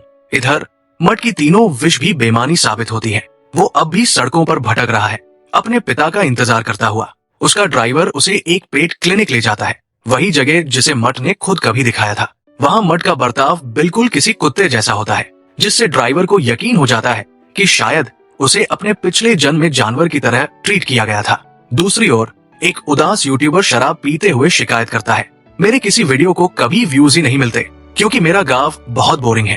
तभी उसके फोन पर एक अजीब नोटिफिकेशन आता है, जीनी नाम से भेजा हुआ खुद इब्लिस ने। वो मजाक समझकर बोलता है, काश मेरे गाँव में कुछ रोमांचक हो जाए ताकि मेरा वीडियो आखिरकार वायरल हो सके। इब्लिस उसकी विश तुरंत पूरी कर देता है और उसे एक अंधेरे जंगल में पहुंचा देता है। वो लाइव स्ट्रीम करता हुआ लड़खड़ाते कदमों से चलता है और अचानक किसी चीज से ठोकर खाता है। वो देखता है वो कोई चीज नहीं बल्कि इंसान की लाश है। उसका लाइव तुरंत वायरल हो जाता है। रातों रात अगली सुबह पूरा गांव उस लाश की चर्चा से गूंज उठता है। कई लोग शक जताते हैं कि ये सब साइको कहलाने वाली कायंग ने किया होगा, पर मिंजी तुरंत उसका बचाव करती है। सब गॉसिप करने वालों को अपनी क्लिनिक से बाहर निकाल देती है। यहाँ तक कि कायोंग की दादी भी वो अफवाहें सुनकर रोने लगती है। पर जब कायोंग घर लौटती है, दादी उसका हाथ पकड़कर कहती है, मुझे पता है मेरी पोती कभी किसी को नुकसान नहीं पहुंचा सकती। थोड़ी देर बाद कायोंग की मुलाकात बैंक वाली औरत से होती है। वो कहती है कि कायोंग को बैंक आकर ये कबूल करना होगा कि वो ही उसके अकाउंट में पैसे ट्रांसफर कर रही थी, वरना वो अपने जिन से विश मांगेगी कि वो कायोंग को मार दे। कायोंग शांत आवाज में जवाब देती है, जा मांग ले विश, क्योंकि मेरे पास भी जिन है। अगर तू मेरी मौत मांगेगी तो मैं भी तेरी वही विश मांगूंगी ताकि हम दोनों खत्म हो जाए। उस शाम कायोंग थोड़ी उदास लगती है। इब्लिस उसे खुश करने के लिए गांव की सबसे ऊंची इमारत पर ले जाता है। वहाँ दोनों मजाक मजाक में एक नकली के सीन सेट करते हैं, कौन कैसे बैठेगा, कैसे झुकेगा। लेकिन अचानक कायोंग उसे धक्का देकर नीचे गिरा देती है और हंसते हुए कहती है, अब मूड ठीक है मेरा। घर लौटने पर मिंजी अचानक आ जाती है और हैरान रह जाती है ये देखकर कि वहाँ दादी के साथ साथ इब्लिस, साद और इरेम भी मौजूद है। दादी घबराकर झूठ बोलती है, ये मेरी भतीजी की बहन है, दुबई से आई है। मिंजी को भरोसा नहीं होता, पर कायोंग मुस्कुराकर कहती है, टाइम आने पर सब बता दूंगी, फिलहाल डरने की कोई वजह नहीं है। इसी बीच मिस्टर संग को इब्लिस का चिराग मिल जाता है। वो अपनी दूसरी विश मांगता है, मुझे 20 साल पहले की उस तारीख पर ले चलो। इब्लिस उसे वहाँ ले जाता है, लेकिन संग ने गलती से दिन का वक्त कहा होता है, इसलिए वो उस दिन की सुबह पहुंचता है। वहाँ वो देखता है छोटी कायोंग पास ही खड़ी है। इब्लिस को गुस्सा आता है कि संग का मकसद उसे नुकसान पहुंचाना था। वो उस पर हमला करता है, पर अपने मालिक की आज्ञा से बंधा होने के कारण रुक जाता है और उसे उसी रात ले जाता है। वही पता चलता है कि मिस्टर संग एक सीरियल किलर है जो सालों से उन लड़कियों को मारता आया है जिन्हें वो समाज के लायक नहीं समझता था। और 20 साल पहले की उसी रात किसी ने उसके एक मर्डर को अपनी आंखों से देखा था। वो गवाह कोई और नहीं, उसकी अपनी माँ थी, जिसने पुलिस से सच्चाई छिपाई थी। बाद में इब्लिस ये सब कायोंग को बताता है और कहता है, इसे अपनी डायरी में लिख लेना। कायोंग उसकी तारीफ करती है, अच्छा काम किया तूने। वो कसम खाती है कि संग को सजा दिलवाकर रहेगी। इब्लिस मुस्कुराता है, कहता है, तुझे हराना नामुमकिन है। लेकिन जब कायोंग याद दिलाती है कि उसकी हार का मतलब उसकी मौत होगा, वो शांत होकर जवाब देती है, मैं मरने से नहीं डरती, मैं जी चुकी हूँ। अब जब मेरी दादी फिर से जवान है, मुझे सुकून है। इब्लिस उसके शब्दों से हिल जाता है। पहली बार उसे एहसास होता है कि वो कायोंग की परवाह करने लगा है। उस रात जुनियू का कैद किया हुआ जिन्न शैडी अपनी ताकत से पूरी दुनिया को सुला देता है और चुपके से इब्लिस के हाथों को एक रहस्यमयी धागे से बांध देता है। अगली सुबह साद, इरेम और मिस्टर रियो वो सब देखकर चौंक जाते हैं। इरेम बताती है, मैं जाग रही थी, ये सब शैडी ने किया है। कायोंग बिना झिझक इब्लिस का बंधा हाथ काट देती है ताकि जादू टूट जाए। सब दंग रह जाते हैं, खासकर मिस्टर रियो जो डरकर भाग जाता है। इसके बाद इब्लिस रियो से शैडी की सच्चाई जानने के लिए भिड़ता है। फरिश्ते झूठ नहीं बोल सकते, इसलिए रियो मान जाता है और बताता है, शैडी का असली मालिक वही बच्चा है जिसे तूने सदियों पहले अमर बना दिया था, कायोंग की फरमाइश पर। उसका नाम था हुनविश। इब्लिस का चेहरा सख्त पड़ जाता है। उसे याद आता है वही छोटा बच्चा जिसे कायोंग ने एक बार बचाया था। वो टाइम में पीछे जाता है और देखता है कि हुनबिश आज भी जिंदा है, जुनियो के बेटे के रूप में। सदियां बीत चुकी है, पर हुनबिश की उम्र जरा भी नहीं बढ़ी और इब्लिस अब भी नहीं जानता कि वही अमर लड़का उसी गांव में उसके बिल्कुल पास रह रहा है। शुरुआत होती है शैडी के घर लौटने से, जहां हुनबिश उससे पूछताछ करता है, कल रात के बाद तू कहाँ गया था? पूरी दुनिया को सुलाने के बाद तू गायब क्यों हुआ? डर के मारे हुनबिश का एक नौकर सच बोल देता है। वो कहता है, शैडी ने मुझसे कहा था कि उसे किसी से मिलने चुपके से बाहर ले चलो। हुनबिश गुस्से में उस नौकर को चोट पहुंचाता है और शैडी से सच निकलवाने की कोशिश करता है। आखिरकार शैडी मान लेता है, मैं इब्लिस से मिलने गया था। उसका कारण, ताकि जब इब्लिस जागे तो मेरी मदद के लिए आ सके। ये सुनकर हुनबिश काली हंसी हंसता है और कहता है, यही तो मैं चाहता था, तू इब्लिस को ढूंढे ताकि मैं कायोंग तक पहुंच सकूं। मेरा असली मकसद है कायोंग को मारना, इब्लिस का मालिक बनना और फिर हर जिन्न और इंसान पर राज करना। शैडी डर जाता है और उसे उसके असली नाम से पुकारता है, खालिद रुक जाओ, अगर इब्लिस को पता चल गया तो वो तुम्हें कभी माफ नहीं करेगा। इधर कायोंग इब्लिस से पूछती है, आखिर ये खालिद है कौन? लेकिन इब्लिस खुद नहीं जानता।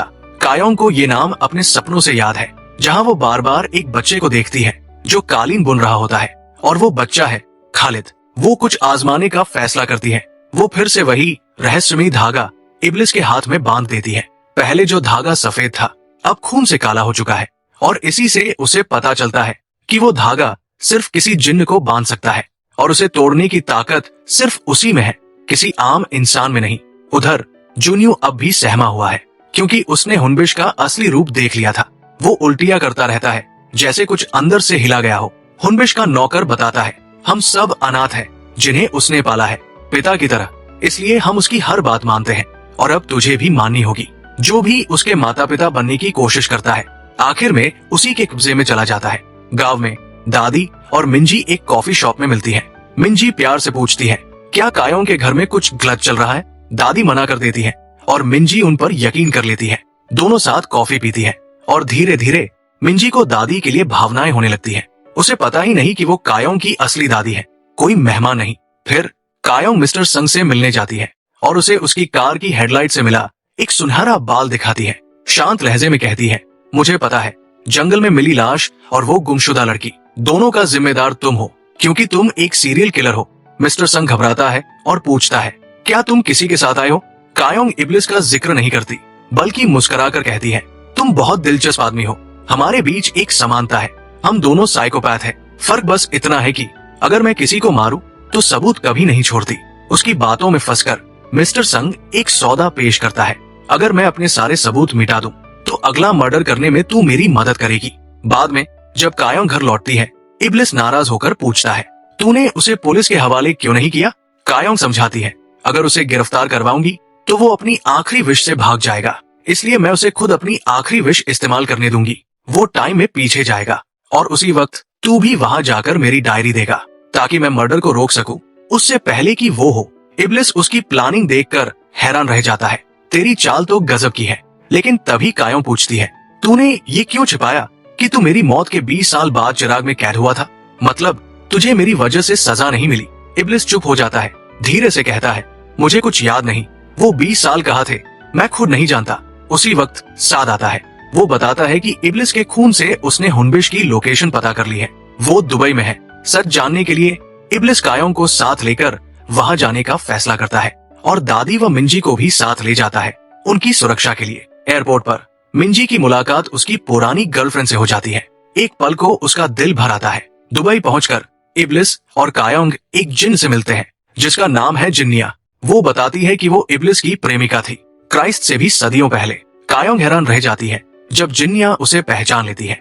ईर्ष्या में भरी कायोंग वहां से चली जाती है। उसे लगता है इब्लिस यहाँ फ्लर्ट करने आया है, पर असल में इब्लिस शैडी के बारे में जानने आया था। जिन्निया बताती है, शैडी ने एक इंसान औरत से शादी की थी। उनका बेटा आधा जिन्न आधा इंसान था, वही लड़का जो कालीन बुनता था। इब्लिस सोच में पड़ जाता है, लेकिन कायोंग को उसने कैसे पहचाना जबकि वो तो 8 साल की उम्र में मर गई थी। जिन्निया गलती से बोल पड़ती है, कायोंग ही वजह थी जिसके चलते तूने वो 20 साल की यादें खो दी। फिर अचानक चुप हो जाती है, मुझे आगे कुछ नहीं कहना, मना है। उधर मिस्टर रियो की मुलाकात होती है इब्लिस के भाई से, ज़ारा नाम का जिन्न जो इंसानी आत्माओं से फूल उगाता है। 1000 साल पहले उसने एक गलती की थी जिससे उसका पूरा बाग नष्ट हो गया। सिर्फ एक फूल बचा जिसे वो अब तक संभाल रहा है। जब उसे पता चलता है कि इब्लिस लौट आया है, वो खुश हो जाता है, लेकिन मिस्टर रियो उसे चेतावनी देता है, अगर तूने इब्लिस को उन खोए हुए 20 सालों के बारे में कुछ बताया तो तेरा अंत बहुत दर्दनाक होगा। फिर वो इरेम को सजा देता है, उसकी आवाज छीन लेता है, क्योंकि उसने इब्लिस को जिन्निया तक पहुंचने में मदद की थी। इधर मिंजी दादी से कहती है, कायों को दवा की जरूरत नहीं है, वो सिर्फ दिखावे के लिए लेती है ताकि आप चिंतित न हो। दादी भावुक हो जाती है और स्नेह से मिंजी को उसके पसंदीदा हील्स गिफ्ट करती है। दुबई में इब्लिस एक टूरिस्ट साइट पर जाता है, जहाँ एक पुरानी तलवार पत्थर में धंसी हुई है। कहते हैं सदियों पहले एक विदेशी ने गुस्से में वही तलवार वहाँ गाड़ दी थी और उस विदेशी का नाम था इब्लिस। अब तक कोई उसे निकाल नहीं सका था, लेकिन जब इब्लिस उस पर हाथ रखता है, समय रुक जाता है और वो बड़ी आसानी से तलवार निकाल लेता है कायों की आंखों के सामने। पर उसे अब भी याद नहीं आता कि उसने वो तलवार वहाँ क्यों छोड़ी थी। कायों के सवाल टालने के लिए वो बात बदल देता है और पूछता है, मिंजी की एक्स गर्लफ्रेंड कैसी थी? कायों हंसते हुए कहती है, मिंजी ने उससे ब्रेकअप इसलिए किया क्योंकि वो हमारी साइकोपैथ फ्रेंडशिप झेल नहीं पाई।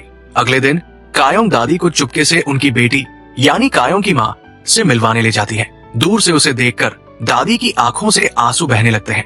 ममता और तड़प दोनों उमड़ पड़ते हैं। उधर कोरिया में मिस कांग अपनी आखिरी विश मांगती है। उसे याद आता है इब्लिस की वो कहानी, जहाँ एक आदमी ने इब्लिस को 72 साल तक रखा था और फिर विश मांगी थी कि वो अपनी पिछली 2 विश भूल जाए। वो वही मांग दोहराती है, पर इब्लिस मुस्कुराता है और कहता है, अगर मैंने वो विश कभी पूरी की होती तो क्या मुझे वो कहानी याद रहती? बहुत देर से सही, पर मिस कांग समझ जाती है वो फिर से धोखा खा चुकी है। जब कायों को ये पता चलता है, वो इब्लिस को छेड़ती है, लगता है इस बार मैं तुझसे हार जाऊंगी। फिर पूछती है, लोग कभी अपनी आखिरी विश के बाद एक और मौका मांगते हैं क्या? इब्लिस नरम आवाज में कहता है, जब उनकी आखिरी विश पूरी हो जाती है तो वो सब भूल जाते हैं, यहाँ तक कि अपने जिन्न से मिलना भी। कायों की आंखें नम हो जाती है, धीरे से कहती है, मैं तुझे कभी नहीं भूलना चाहती। उधर जब साद को पता चलता है कि इरेम की आवाज छीन ली गई है, वो गुस्से में मिस्टर रियो पर हमला कर देता है। दोनों की लड़ाई इतनी भयानक होती है कि वो धरती से आसमान तक जा पहुंचती है। थक चुके इब्लिस चिल्लाकर पूछता है, मैंने सदियों पहले तेरी एक पंख चुराई थी, तूने उसका क्या किया? रियो जवाब देने से इनकार करता है, पर एक हैरान करने वाला सच बता देता है। शैडी को उस अमर बच्चे ने गुलाम नहीं बनाया था, उसने खुद उसे अपना मालिक चुना था, क्योंकि वो अमर बच्चा हुनबिश दरअसल शैडी का बेटा है। ये सुनकर इब्लिस सन्न रह जाता है। शैडी का आधा इंसान बेटा तो बहुत पहले मर जाना चाहिए था। अगर वो अब भी जिंदा है तो इब्लिस को सच्चाई पता करनी ही होगी। इधर कायों ट्रैकिंग पर जाती है और पहाड़ की चोटी पर उसे जूनियो मिलता है। हुनबिश ने उसे भेजा है। वो पूछता है, तेरी विश पूरी हुई या नहीं? कायों जवाब नहीं देती और जूनियो उसे धक्का देकर खाई से नीचे गिरा देता है। गिरते हुए कायों पहली बार डर महसूस करती है, मरने का नहीं बल्कि खोने का। दादी को, मिंजी को और इब्लिस को। जैसे ही वो जमीन के करीब पहुंचती है, इब्लिस अचानक वहां प्रकट होता है और उसे बचा लेता है। वो कहता है, तू चाहती तो विश मांग लेती जिंदा रहने की। कायों की आंखों में आंसू है, धीरे से बोलती है, अगर मैं ऐसा करती तो तुझे खो देती और मैं तुझे भूलना नहीं चाहती। इब्लिस कुछ पल चुप रहता है, फिर पहली बार वो उसे अपने सीने से कसकर लगा लेता है। इब्लिस गुस्से में जुनो को उसी चट्टान से नीचे फेंक देता है। उधर मिस्टर रियो हनबिश से मिलने पहुंचता है और उसे चेतावनी देता है कि वो कायों के मामलों में दखल ना दे। वो कहता है कि कायों की आखिरी इच्छा किसी और के लिए इस्तेमाल होनी चाहिए, क्योंकि तभी वो इब्लिस को नष्ट कर सकता है। वो सदियों से इसी मिशन की तैयारी कर रहा था। वो किसी कीमत पर इब्लिस को नया मालिक नहीं मिलने देना चाहता था, खासकर हनबिश जैसा। उसी समय इब्लिस अपने भाई जहरा से मिलने जाता है, जो उसे शॉकिंग सच बताता है शैदी के बेटे खालिद के बारे में। खालिद आधा इंसान था और एक रहस्यमयी बीमारी से धीरे धीरे मर रहा था। अपने आखिरी दिनों में वो ऐसी कालीनें बुनता था जिनके धागे कभी टूट नहीं सकते थे, और हर दिन अपने पिता को कोसता था कि उन्होंने उसे कभी बचाया क्यों नहीं। एक दिन उसी गांव में शैदी की मुलाकात हनबिश से हुई, जिसमें अमर होने की शक्ति थी। अपने बेटे को बचाने के लिए शैदी ने जहरा की मदद से काले जादू का इस्तेमाल किया और हनबिश और खालिद की आत्माएं बदल दी। हनबिश उसी पल मर गया और खालिद ने उसकी अमर देह में जीना शुरू कर दिया। लेकिन इस पाप के कारण जहरा का खूबसूरत आत्मा बगीचा पूरी तरह नष्ट हो गया। सिर्फ एक फूल बचा, वो जो उसकी गलती का प्रतीक था, जो सदियों से मुरझाया नहीं। इधर मट नाम का कुत्ता आखिरकार अपने पुराने मालिक से मिलता है, जो अब अपने छोटे बेटे के साथ रहता है। खुशी से झूमते हुए मट समझ जाता है कि वो बच्चा अब भी उसे याद करता है। वो अपनी आखिरी इच्छा जताता है। वो फिर से एक कुत्ता बनना चाहता है ताकि अपने परिवार के साथ आखिरी सांस तक रह सके। इब्लिस उसकी इच्छा पूरी करता है और मठ मुस्कुराते हुए फिर से कुत्ता बन जाता है। सड़क किनारे अपने मालिक का इंतजार करते हुए, पूंछ हिलाते हुए आखिरी बार। दूसरी तरफ दादी मिंजी के क्लिनिक जाती है जहां उनका एक्सरे होता है। फिर जब वो फूड बैंक में होती है, मिस्टर रियो वहां आता है और उन्हें कड़वा सच बताता है। भले ही इब्लिस ने अपने जादू से उन्हें जवान बना दिया हो, लेकिन उनकी जिंदगी के दिन वही है जो पहले थे। उनकी जवानी सिर्फ एक भ्रम थी। जिस दिन उनके घर के बाहर वाले पेड़ पर फिर से फूल खिलेंगे, वो दिन उनका आखिरी दिन होगा। दादी की आंखें भर आती हैं, लेकिन वो शांत होकर अपनी नियति स्वीकार कर लेती है। उधर कायोंग बैंक से सारा पैसा निकालती है और कहती है कि उसे सब नकद चाहिए। वो बैंक कर्मचारी, जो अब कुछ नहीं पा सकेगी, गुस्से में फट पड़ती है। घर लौटकर कायोंग सीसीटीवी देखने लगती है, लेकिन तभी खालिद और उसके आदमी पहुंच जाते हैं। वो पूछते हैं कि दिया कहाँ है, क्योंकि वो कायोंग की आखिरी इच्छा के बाद उसे पाना चाहते हैं। कायोंग जवाब देने से मना कर देती है, तो वो उस पर हमला करते हैं, लेकिन साद एक तेंदुए में बदलकर उन सबको मार भगाता है। तभी चीफ पार्क अपनी टीम के साथ पहुंचता है और कायोंग बताती है कि तेंदुआ उसका पालतू है। वो चीफ पार्क से कहती है कि उसकी मेहमान यानी दादी का ध्यान रखे। इस बीच इब्लिस गुप्त रूप से शैदी से मिलने जाता है, जो खालिद की कैद में है। वो उसे चेतावनी देता है, अपने बेटे को रोक लो, वरना वो खुद शैदी को नर्क में घसीट ले जाएगा। वो कहता है कि कायोंग को अब आखिरी इच्छा जल्द करनी होगी ताकि वो चैन से नर्क लौट सके और खालिद का मालिक ना बने। शैदी समझ जाता है कि उसके बेटे की लालच अब हद से बढ़ चुकी है। रात को जब कायोंग दुकान बंद करके घर लौट रही होती है, तो कुछ चोर उसका पीछा करते हैं, क्योंकि उन्होंने देखा था कि उसने बैंक से नकद निकाला है। वो उसे चोट पहुंचाने की कोशिश करते हैं, पर इब्लिस वहां आकर उन्हें नर्क की झलक दिखा देता है। डरे हुए चोर भाग जाते हैं। कायोंग मुस्कुराकर कहती है, अगर तुम मेरी आखिरी इच्छा के बाद कभी वापस धरती पर आए, तो मैं भी तुम्हारे साथ नर्क चलूंगी, क्योंकि वो जगह काफी कूल लगती है। वो हंसकर उसे गले लगाती है, पर इब्लिस कुछ नहीं कहता, बस उसे घर छोड़ आता है। थोड़ी देर बाद मठ लौटता है, खून खांसते हुए। वो जानता है कि उसका मालिक उसे बीमारी की वजह से छोड़ गया था, फिर भी वो खुश होकर कहता है, मुझे बस आखिरी बार अपने भाई को देखना है। इब्लिस उसकी इच्छा पूरी करता है। मठ फिर से कुत्ता बन जाता है, सड़क के किनारे लेटा हुआ अपनी आखिरी सांस तक। फिर इब्लिस कायोंग को बताता है कि जब भगवान ने उसे बनाया था, तो उसे भी 3 इच्छाएं दी थी। पहली, दूसरों की इच्छाएं पूरी करने की शक्ति। दूसरी, भ्रष्ट आत्माओं को नर्क भेजने की। जब कायोंग पूछती है तीसरी इच्छा क्या थी, तो इब्लिस कहता है उसे याद नहीं, लेकिन ज़हरा ने उसे बताया था। जब कायोंग 8 साल की उम्र में मरी थी, तो इब्लिस ने भगवान से रो रो कर एक ही बात मांगी थी, उसे जिंदा कर दो। भगवान ने उसकी दुआ सुन ली। कायोंग को 20 साल की जिंदगी दी, लेकिन सजा के तौर पर इब्लिस की वो सारी यादें मिटा दी, क्योंकि उसने कोई भयानक पाप किया था। कायोंग उसे उदास देखकर कहती है, चलो तुम्हारी पसंदीदा जगह चलते हैं। वो मुस्कुराता है, चेरी ब्लॉसम फील्ड, वो जगह जहां उसने पहली बार तय किया था कि अब वो कायोंग को कभी नहीं मारेगा। वो जगह जहां दोनों दुश्मन नहीं, साथी बन गए थे। उधर मिस्टर रियो इरेम की आवाज लौटा देता है और मिंजी जब दादी का एक्सरे देखती है तो चौंक जाती है। वो समझ जाती है कि वो जवान औरत असल में दादी ही थी। रात में कायोंग इब्लिस के दिए के अंदर जाती है, जहां दीवारों पर अजीब अरबी लिखावट होती है। दोनों मिलकर उन्हें पढ़ने की कोशिश करते हैं और समझते हैं कि ये इब्लिस नहीं लिखी थी अपने खोए हुए 20 सालों में मिस्टर रियो के पंख से। लेकिन सच अभी अधूरा था। वो साद, इरेम और रियो को बुलाते हैं, पर कोई कुछ नहीं बोलता, यहाँ तक कि इरेम अपनी इंद्रियां काट देती है ताकि कोई उसे सच बताने पर मजबूर न कर सके। तभी इब्लिस को मिस्टर सैंग का संदेश मिलता है। वो अपनी आखिरी इच्छा पूरी करने के लिए तैयार है। कायोंग उसे अपनी डायरी देती है और कहती है कि वो ब्लॉन्ड लड़की के गुम होने वाले दिन में लौट जाए। इब्लिस उसे रोकने की कोशिश करता है, कहता है तुम्हारा दिल बहुत कमजोर है, पर कायोंग मुस्कुराकर कहती है, अगर मैं मर भी गई तो तुम सिर्फ मेरे लिए मरना। इब्लिस मिस्टर सैंग के साथ अतीत में लौटता है। वहाँ पुरानी कायोंग को ढूंढकर उसे वो डायरी देता है, जिसमें आने वाले सारे घटनाक्रम लिखे हैं। कायोंग सब समझ जाती है और सुनहरी बालों वाली लड़की को बचाने के लिए दौड़ पड़ती है। इब्लिस उसे हवा में उठाकर वहां ले जाता है। वो सही वक्त पर पहुंचती है। वो मिस्टर सैंग को हरा देती है और इब्लिस पुलिस को बुला देता है। सीरियल किलर आखिरकार गिरफ्तार हो जाता है। कायोंग उसका शुक्रिया अदा करती है और पूछती है, क्या अब हम दोस्त हैं? इब्लिस बस मुस्कुराता है, क्योंकि अब वो उससे प्यार करने लगा है। यहाँ तक कि जब वो उसके सामने खड़ी होती है तो भी उसे उसकी कमी महसूस होती है। रात को जब कायोंग सोने का नाटक करती है, इब्लिस धीरे से कहता है, मैं अपने खोए हुए 20 साल जरूर ढूंढूंगा, क्योंकि वो यादें सिर्फ तुम्हारी है। और जब वो दिए की दीवारों पर खुदे शब्द पढ़ता है, सबसे ज्यादा लिखा था एक शब्द हबीबती, जिसका मतलब होता है सच्चा प्यार। वो मुस्कुराता है, उसकी ओर झुकता है और दोनों के होंठ मिलते हैं, हमेशा के लिए, एक अमर वादा बनकर। सीन की शुरुआत होती है बैंक की उस कर्मचारी से जो अब अपनी नौकरी खो चुकी होती है। उधर यूट्यूबर अपनी पत्नी को जिन्न की इच्छाओं के बारे में बताता है। दोनों ये सोचने लगते हैं कि आखिर उन्हें क्या मांगना चाहिए। उसकी पत्नी कहती है, क्यों ना हम मेरे पापा के कैंसर को ठीक करने की इच्छा मांगे। लेकिन यूट्यूबर गुस्से में मना कर देता है, उसे ये सब बेकार की बात लगती है। इसी बीच कहानी में खुलासा होता है खालिद के अतीत का। जब उसकी आत्मा हुनबिश के अमर शरीर में आई थी, तब उसने कालीन बुनने की अपनी कला भी खो दी थी और जिन्न जैसी कोई शक्ति भी नहीं बची थी। वो अब मर तो नहीं सकता था, लेकिन खुद को बिल्कुल बेकार समझता था, अमर पर शक्तिहीन। यही वजह थी कि वो इब्लिस का दिया पाने के लिए इतना बेचैन था, ताकि उसे असली ताकत मिल सके।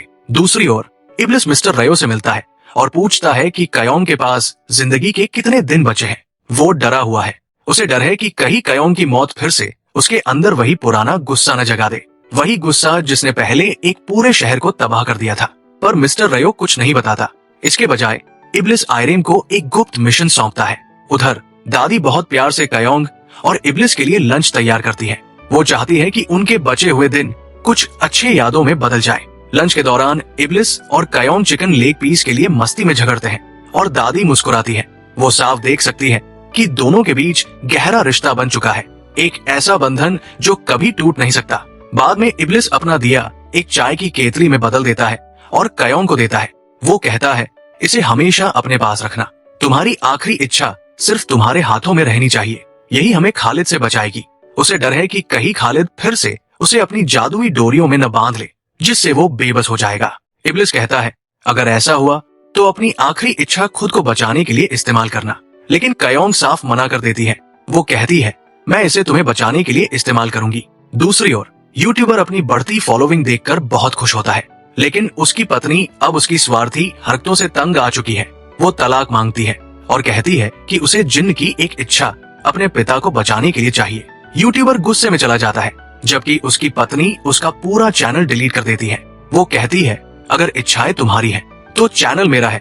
गुस्से में यूट्यूबर इब्लिस को ढूंढता है और दूसरी इच्छा मांगता है, मेरी बीवी सब कुछ भूल जाए, जिन्न और इच्छाओं के बारे में। इब्लिस ठंडे चेहरे से उसकी इच्छा पूरी कर देता है।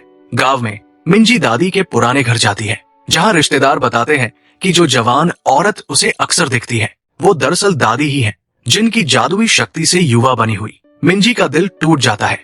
उसे एहसास होता है कि उसकी प्रेम कहानी एक बार फिर अधूरी रह जाएगी। इधर दादी कयोंग के लिए अचार और सॉस बनाती रहती है, पर अंदर ही अंदर उन्हें पता है वो शायद ज्यादा दिन नहीं जिएंगी। वो बस चाहती है कि कयोंग उनके बनाए स्वाद को याद रखे। कयोंग फिर कहती है, मैं चाहती हूँ कि हम दोनों साथ में कुछ यादें बनाएं। दादी की मौत से पहले वो एक छोटी सी सियोल ट्रिप प्लान करती है।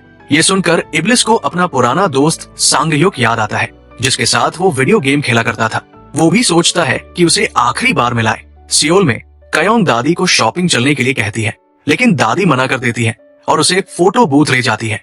वो कहती है, मैं चाहती हूँ कि तुम्हारी यादों में मैं हमेशा खूबसूरत लगूं। कयोंग को उनकी बात कुछ अजीब लगती है, क्योंकि उसे नहीं पता कि दादी को अपने जाने का पूरा एहसास हो चुका है। उसके बाद कयोंग मिंजी से अपनी बुधवार की डिनर मीटिंग के लिए मिलती है, जबकि दादी पूजा की चीजें खरीदने निकलती है। अपने पति की आत्मा के लिए वो आखिरी बार श्राद्ध करना चाहती है। थोड़ी देर बाद कयोंग दुबई जाती है जिन्या से मिलने। प्लेन में उसे खालिद के आदमी पीछा करते दिखते हैं। वो उसे पकड़ भी लेते हैं, लेकिन जिन्या वक्त पर आकर उसे बचा लेती है। बातचीत के दौरान कयोंग पूछती है, क्या इब्लिस ने कभी सच्चा प्यार किया था? जिन्या बताती है, बहुत साल पहले मुत्तालिब नाम का एक इंसान था जिसने कयोंग को मार दिया था। उस गम में इब्लिस ने सोने की बारिश बरसाई और पूरा शहर मिटा दिया। ये सुनकर जिन्या जलन में असली बारिश बुलाने ही वाली थी, लेकिन कयोंग वहाँ से चली जाती है। इधर आयरेम सादे से कहती है कि कोई हमें सच नहीं बता रहा, कोई बड़ा राज छुपाया जा रहा है। वो कहती है, जब वक्त आए तो हमें अपने मालिक का साथ देना होगा, चाहे कुछ भी हो। उधर यूट्यूबर फिर से गुस्से में आता है और अपनी दूसरी इच्छा का इस्तेमाल करता है।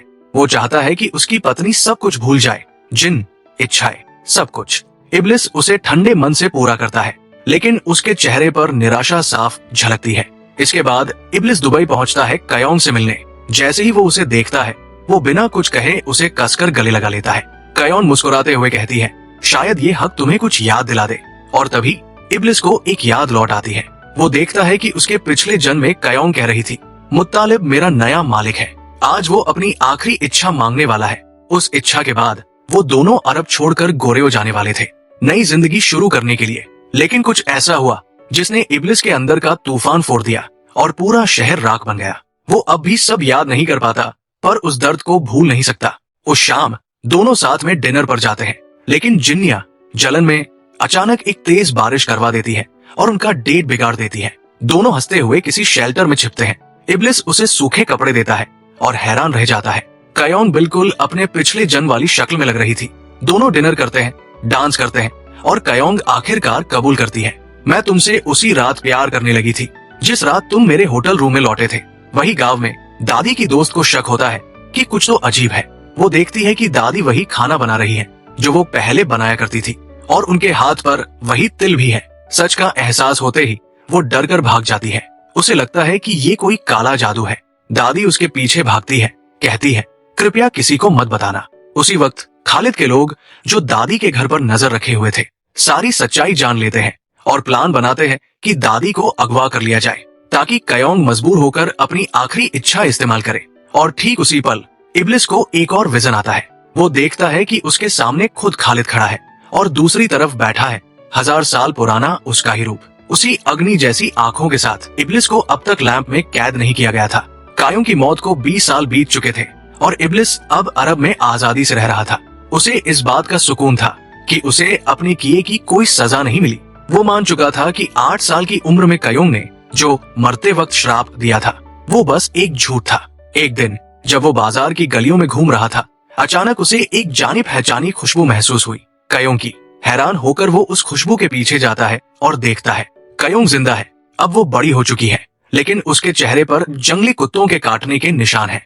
इब्लिस हैरान होकर पूछता है कि वो कैसे बची, मगर कयोंग को अपने अतीत की कोई याद नहीं होती। वो अब एक गरीब जिंदगी जी रही थी, खजूर बेचकर गुजारा करती थी। दया से भरकर इब्लिस उसे कुछ सोने के सिक्के देता है खजूर के बदले में।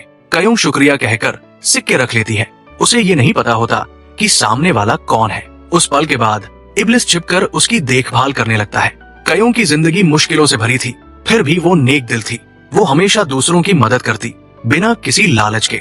उसकी मासूमियत देखकर इब्लिस पहली बार उसके सामने आता है। वो बताता है कि वो एक जिन्न है जिसे और कोई नहीं देख सकता, सिर्फ वो। कयोंग मुस्कुराती है और कहती है, शायद तुम खास हो, इसलिए सिर्फ मैं ही तुम्हें देख सकती हूँ।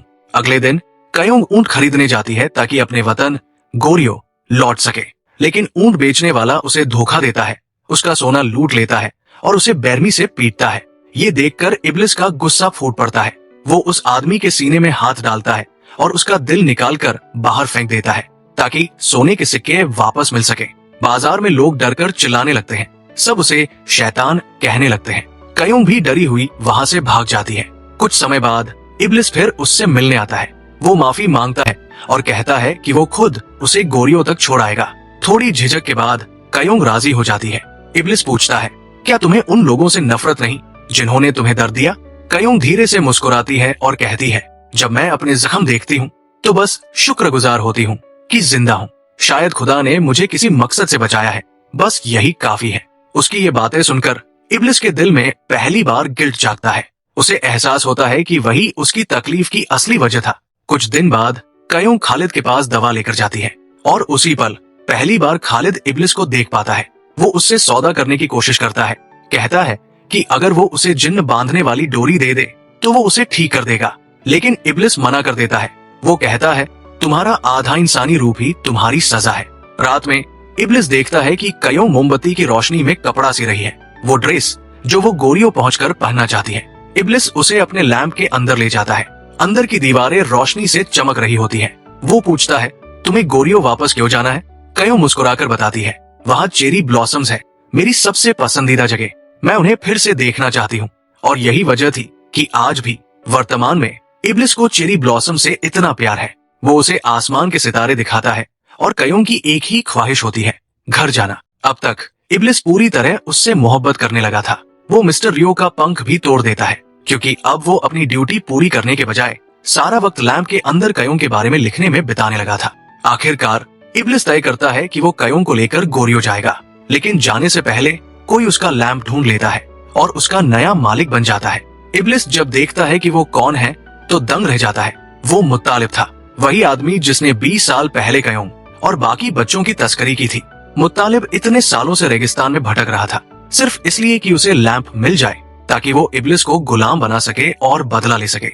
मुत्तालिब अपनी पहली 2 ख्वाहिशें मांगता है। पहली, मैं अरब का सबसे अमीर आदमी बनना चाहता हूँ, और दूसरी, जो भी मुझे नफरत से देखे वो दर्दनाक मौत मरे।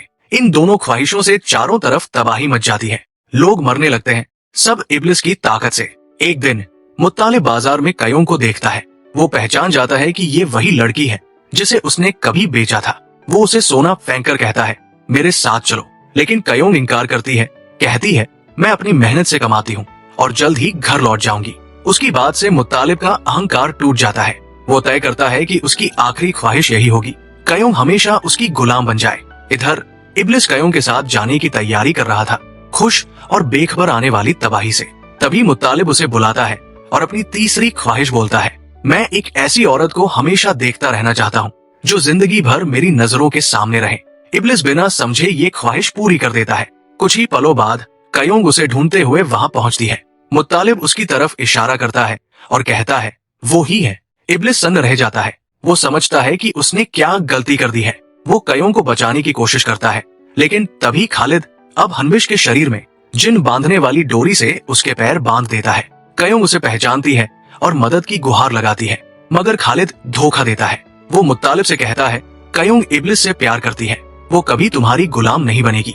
गुस्से में अंधा होकर मुत्तालिब कयोंग को छुरा मार देता है, इब्लिस के सामने ही।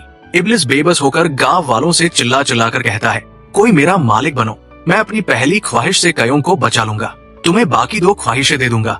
लेकिन सब लालच में अंधे हो जाते हैं। एक आदमी लैंप उठाता है और कहता है, मुझे अनगिनत सोना चाहिए, और तभी आसमान से सोने की बारिश शुरू हो जाती है, इतनी जहरीली कि सबकी मौत हो जाती है। इब्लिस अपनी मोहब्बत को नहीं बचा पाता, वो खून के आंसू रोता है। कयोंग अपनी आखिरी सांसों में कहती है, मेरी आने वाली 4 जिंदगियों में मैं तुम्हें ढूंढ लूंगी और तुम्हें भी मुझे ढूंढना होगा। इतना कहकर वो मर जाती है और उसी वक्त इब्लिस को डोरी से आजाद कर देती है। गुस्से और दर्द में डूबा इब्लिस मुत्तालिब को तलवार से मार देता है। वो इतना तांडव मचाता है कि पूरा गांव तूफान में तबाह हो जाता है। उन मरे हुओं में हनविश की रूह भी होती है। वो इब्लिस का शुक्रिया अदा करता है कि उसने उसका बदला लिया और कहता है, अगली जिंदगी में कयोंग की हिफाजत करना। कयोंग की आखिरी ख्वाहिश कि इब्लिस मोहब्बत और दर्द दोनों महसूस करे पूरी हो चुकी थी, क्योंकि अब उसकी सबसे बड़ी सजा थी हमेशा का अकेलापन और गम। टूटा हुआ इब्लिस कयोंग के शरीर को गोद में उठाकर रेगिस्तान में चला जाता है। वो खुदा से दुआ करता है कि उसे सजा मिले, उसे हमेशा के लिए लैंप में कैद कर दिया जाए ताकि उसकी रूह कयोंग की रूह से हमेशा जुड़ी रहे। और उसी पल उनकी किस्मतें एक दूसरे से बंध जाती है सदियों के लिए। वर्तमान में दादी की दोस्त गुस्से में लोगों को कयोंग के घर के बाहर इकट्ठा करती है। सब दादी से जवाब मांगते हैं, लेकिन दादी घर पर नहीं होती, वो मिंजी के साथ बाहर होती है। जब वो लौटती है तो सामने भयानक नजारा देखती है। खालिद के आदमी में से एक उस गुस्से वाली पड़ोसी को कार से कुचल देता है और वही मार डालता है। फिर प्लान के मुताबिक वो खुद पुलिस को फोन करता है और कहता है कि हादसा हो गया। उस घटना के बाद इब्लिस कयोंग के सामने अपने सारे राज खोल देता है। वो कबूल करता है कि उसे सब याद है, वो दर्द, वो श्राप और ये सच्चाई कि उसकी तकलीफों की असली वजह वही था। वो कहता है, मैं ही तुम्हारा सबसे बड़ा गुनहगार हूँ।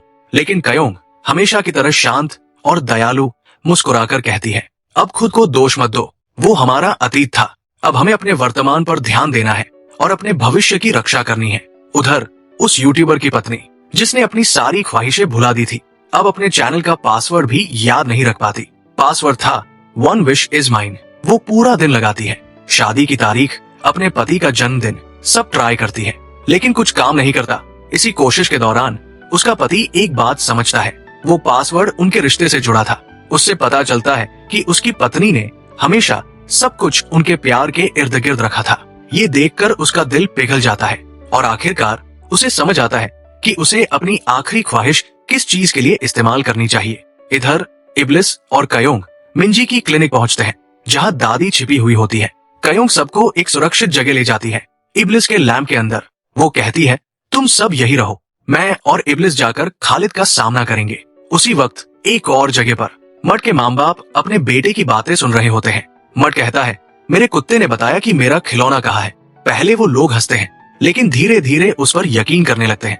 फिर भी वो उसे अपने पास वापस नहीं लेते, उसकी जगह किसी और को अपना बेटा बना लेते हैं। वो उसका पुराना ड्राइवर होता है, जो अब छोड़े गए कुत्तों के लिए एक शेल्टर चलाता है। पहले वो मट के लिए काम करता था, अब अमीर और नेकदिल इंसान बन चुका है। उसे मट की कोई याद नहीं, लेकिन जानवरों से उसका गहरा रिश्ता है, जैसे कोई पुराना नाता अब भी बाकी हो। उधर कयोंग बैंक की एक महिला कर्मचारी के पास जाती है, अपने सारे पैसे लेकर। वो कहती है, मैं ये सब तुम्हें देती हूँ, बदले में अपनी आखिरी ख्वाहिश मुझे बेच दो। महिला हैरान होकर पूछती है, ऐसा क्यों? कयोंग शांति से जवाब देती है, अगर तुमने नहीं बेची तो मैं अपनी ख्वाहिश से तुम्हारी ख्वाहिश रद्द कर दूंगी। महिला समझ जाती है कि उसके पास खोने के लिए कुछ नहीं है। वो मान जाती है और अपनी आखिरी ख्वाहिश कयोंग को सौंप देती है। थोड़ी देर बाद मिस्टर रियो फिर कयोंग के सामने आता है, उसे बहकाने की कोशिश करता है, लेकिन इस बार कयोंग डटकर उसका सामना करती है। वो कहती है, तुम खुदा के नाम के पीछे छिपते हो क्योंकि तुम्हें इब्लिस से जलन है। वो एक जिन्न होकर भी तुमसे ज्यादा नेक दिल है। मिस्टर रियो गुस्से में कहता है, मैं ही इब्लिस को खत्म करूंगा, चाहे कुछ भी हो जाए। थोड़ी देर बाद कयोंग और इब्लिस फिर मिलते हैं। इब्लिस कहता है, हमारा पुराना शर्त खत्म हो गया है। इंसान न पूरी तरह बुरा साबित हुआ, न पूरी तरह अच्छा। मट, बैंक की महिला और वो यूट्यूबर, सबने अपनी आखिरी ख्वाहिश दूसरों के लिए इस्तेमाल की। यहाँ तक कि वो यूट्यूबर गलती से अपनी ससुर के कैंसर के ठीक होने की दुआ मांग लेता है और वो सच में ठीक हो जाते हैं। ये सुनकर इब्लिस पहली बार मुस्कुराता है। वो कहता है, अब मैं खालिद का सामना करने के लिए तैयार हूँ। फिर वो कयोंग से पूछता है, अगर मैं मुश्किल में पड़ गया तो क्या तुम मुझे बचाने आओगी? कयोंग कुछ नहीं कहती, बस उसे गले लगा लेती है। उधर खालिद एक नकली शादी का नाटक रचाता है और कयोंग से कहता है कि वो एक ऐसी गीत गाए जो लोगों को सुला दे, लेकिन खुद को बचाने के लिए खालिद अपने कान जख्मी कर लेता है ताकि संगीत न सुन पाए। इसी दौरान इब्लिस वहाँ पहुँचता है। खालिद अपने जादुई धागों से उसे बांध देता है और उसी वक्त मिस्टर रियो के आदेश पर इरेम चुपके से घर में घुसकर इब्लिस का लैंप चुरा लेती है। फिर खालिद अपने पिता को उन धागों से आजाद करता है, लेकिन अगले ही पल उन्हीं धागों से उसे मार देता है। इब्लिस गुस्से से कांप उठता है। वो कसम खाता है कि अब खालिद को खत्म कर देगा, क्योंकि न उसमें इंसानी अच्छाई है और न जिन की ईमानदारी। कुछ देर बाद खालिद कयोंग को पकड़ लेता है। वो लैंप का पता पूछता है, कयोंग मना कर देती है। खालिद धमकी देता है, नहीं बताई तो मार दूंगा। कयोंग मुस्कुराकर कहती है, तुम मुझे कभी नहीं पकड़ पाओगे। और तभी वो गायब हो जाती है। अगले ही पल वो इब्लिस के पास प्रकट होती है। दरअसल ये सब कयोंग की चाल थी। जो कोड वर्ड उसने बोला था, उसी से बैंक कर्मचारी की आखिरी ख्वाहिश एक्टिवेट हो गई, जिससे वो सीधा इब्लिस के पास पहुंच गई। खालिद सोचता है कि उसने अपनी ख्वाहिश बर्बाद कर दी, लेकिन उसे ये नहीं पता कि उसके पास एक आखिरी ख्वाहिश अब भी बची है। कयोंग उस आखिरी ख्वाहिश से इब्लिस को उसकी जंजीरों से आजाद कर देती है। अब दोनों मिलकर खालिद को खत्म करने निकलते हैं। इब्लिस पवित्र धागे लेकर ज़हरा के पास जाता है, वो श्रापित फूल नष्ट करने के लिए, जिससे खालिद जिंदा है। लेकिन तभी मिस्टर रियो वहां आता है। वो कहता है, अगर तुम मरे तो कयोंग तुम्हें भूल जाएगी और फिर से एक पागल इंसान बन जाएगी। इब्लिस मना कर देता है। कयोंग का दिल साफ है, वो हमेशा दूसरों की मदद करती है और यही वजह है कि खुदा ने हमें दोबारा मिलाया। दोनों के बीच फिर वही जंग शुरू हो जाती है, वैसी ही जैसी हजारों साल पहले हुई थी। उधर खालिद मिंजी और दादी को लैंप से निकालता है ताकि उन्हें मार सके, लेकिन साद आगे बढ़ता है। वो दोनों की रक्षा करते हुए जान दे देता है। वो अपनी आखिरी सांस तक इब्लिस का वफादार बना रहता है। फिर खालिद का एक आदमी मिंजी पर गोली चलाता है, लेकिन दादी उसके सामने आ जाती है। गोली उन्हें लगती है। मरते वक्त वो सारे जादुई धागे निकल जाती है ताकि खालिद उन्हें कभी इस्तेमाल न कर सके। खालिद कयोंग को दादी की लाश के सामने घसीट कर लाता है और उन धागों को निकालने की कोशिश करता है। उसी वक्त चीफ पार्क पुलिस के साथ वहां पहुंचता है। कयोंग ने पहले ही उसे चेतावनी दी थी, जब गांव के सारे पक्षी मर जाए, समझ लेना कुछ भयानक होने वाला है। वापस रेगिस्तान में इब्लिस मिस्टर रियो के पंख काट देता है, लेकिन उसे जिंदा छोड़ देता है। वो कहता है, मुझे अब भी तुम्हारी जरूरत है ताकि सब कुछ सही तरीके से खत्म हो। मिस्टर रियो आखिरकार अपनी नफरत छोड़ देता है। खालिद आखिरी बार कोशिश करता है। वो कयोंग को मारना चाहता है ताकि इब्लिस सामने आए, लेकिन इब्लिस उस अमर फूल पर तलवार चला देता है और फूल टूटते ही खालिद खुद अपने धागों में फंसकर मर जाता है। इब्लिस कयोंग के पास भागता है। उसकी आंखों में आंसू है। वो जीत तो गए, लेकिन बहुत कुछ खो दिया। साद और दादी अब नहीं रहे। दादी के अंतिम संस्कार में उनकी बेटी यानी कयोंग की माँ आती है। वो जोर जोर से रोती है, हालांकि कभी अपनी माँ की परवाह नहीं की थी। वो कहती है, मेरे पोते से अंतिम संस्कार करवाओ। कयोंग नहीं करेगी, क्योंकि उसमें कोई भावना नहीं है। लोग आपस में फुसफुसाने लगते हैं। कयोंग पत्थर दिल है, लेकिन सच्चाई सिर्फ वही जानती है कि उसके अंदर तूफान चल रहा है। वो सिर्फ इसलिए चुप है क्योंकि उसने सारी जिंदगी अपनी भावनाओं को छिपाना सीखा है। कायोंग अपनी दादी के जाने के बाद घर के हर कोने में उनके छोड़े हुए छोटे छोटे नोट्स पाती है। हर नोट में एक प्यारा सा संदेश लिखा होता है, जिंदगी कैसे जीनी है, खुद का ख्याल कैसे रखना है। जब कायोंग उन्हें पढ़ रही होती है, तभी बैंक की एक महिला उसके घर आती है। वो वही महिला होती है जिसे कायोंग ने पहले अपने पैसे दिए थे। वो कहती है, मैं तुम्हारे पैसे लौटाने आई हूँ। लेकिन कायोंग, जो अब अपने अतीत का बहुत हिस्सा भूल चुकी है, मुस्कुराकर कहती है, रख लीजिए, ये उन दिनों का शुक्रिया है जब आपने मेरी मदद की थी। मगर बैंक की वो महिला मना कर देती है। वो कहती है, मुझे बस अपनी पुरानी जिंदगी और अपनी नौकरी वापस चाहिए। कायोंग उसकी बात सुनकर बहुत भावुक हो जाती है। वो सारे पैसे लेकर अपने घर के बाहर मिर्च के पौधों के नीचे गाड़ देती है, जैसे कह रही हो, अब मुझे इन पैसों की जरूरत नहीं। अगले दिन मिंजी कायोंग से मिलने आती है और उसे एक चौंकाने वाली बात बताती है कि उसने सिर्फ दादी को नहीं खोया, बल्कि उस औरत को भी जिससे वो प्यार करती थी। जब दादी थोड़े वक्त के लिए एक जवान औरत में बदल गई थी, मिंजी को उनसे प्यार हो गया था। मिंजी दादी के आखिरी शब्द भी बताती है, कायोंग मेरी दुनिया की सबसे कीमती चीज है। ये सुनकर कायोंग चुप रह जाती है। वो सोचती है, अब उसके पास बचा ही क्या है, दादी जा चुकी है, मिंजी आगे बढ़ चुकी है और कायोंग को लगता है अब इस दुनिया में उसके लिए कुछ नहीं बचा। वो आखिरी बार इब्लिस को बुलाने के लिए दिया रगड़ती है, मगर वो नहीं आता। दिन हफ्तों में और हफ्ते महीनों में बदल जाते हैं।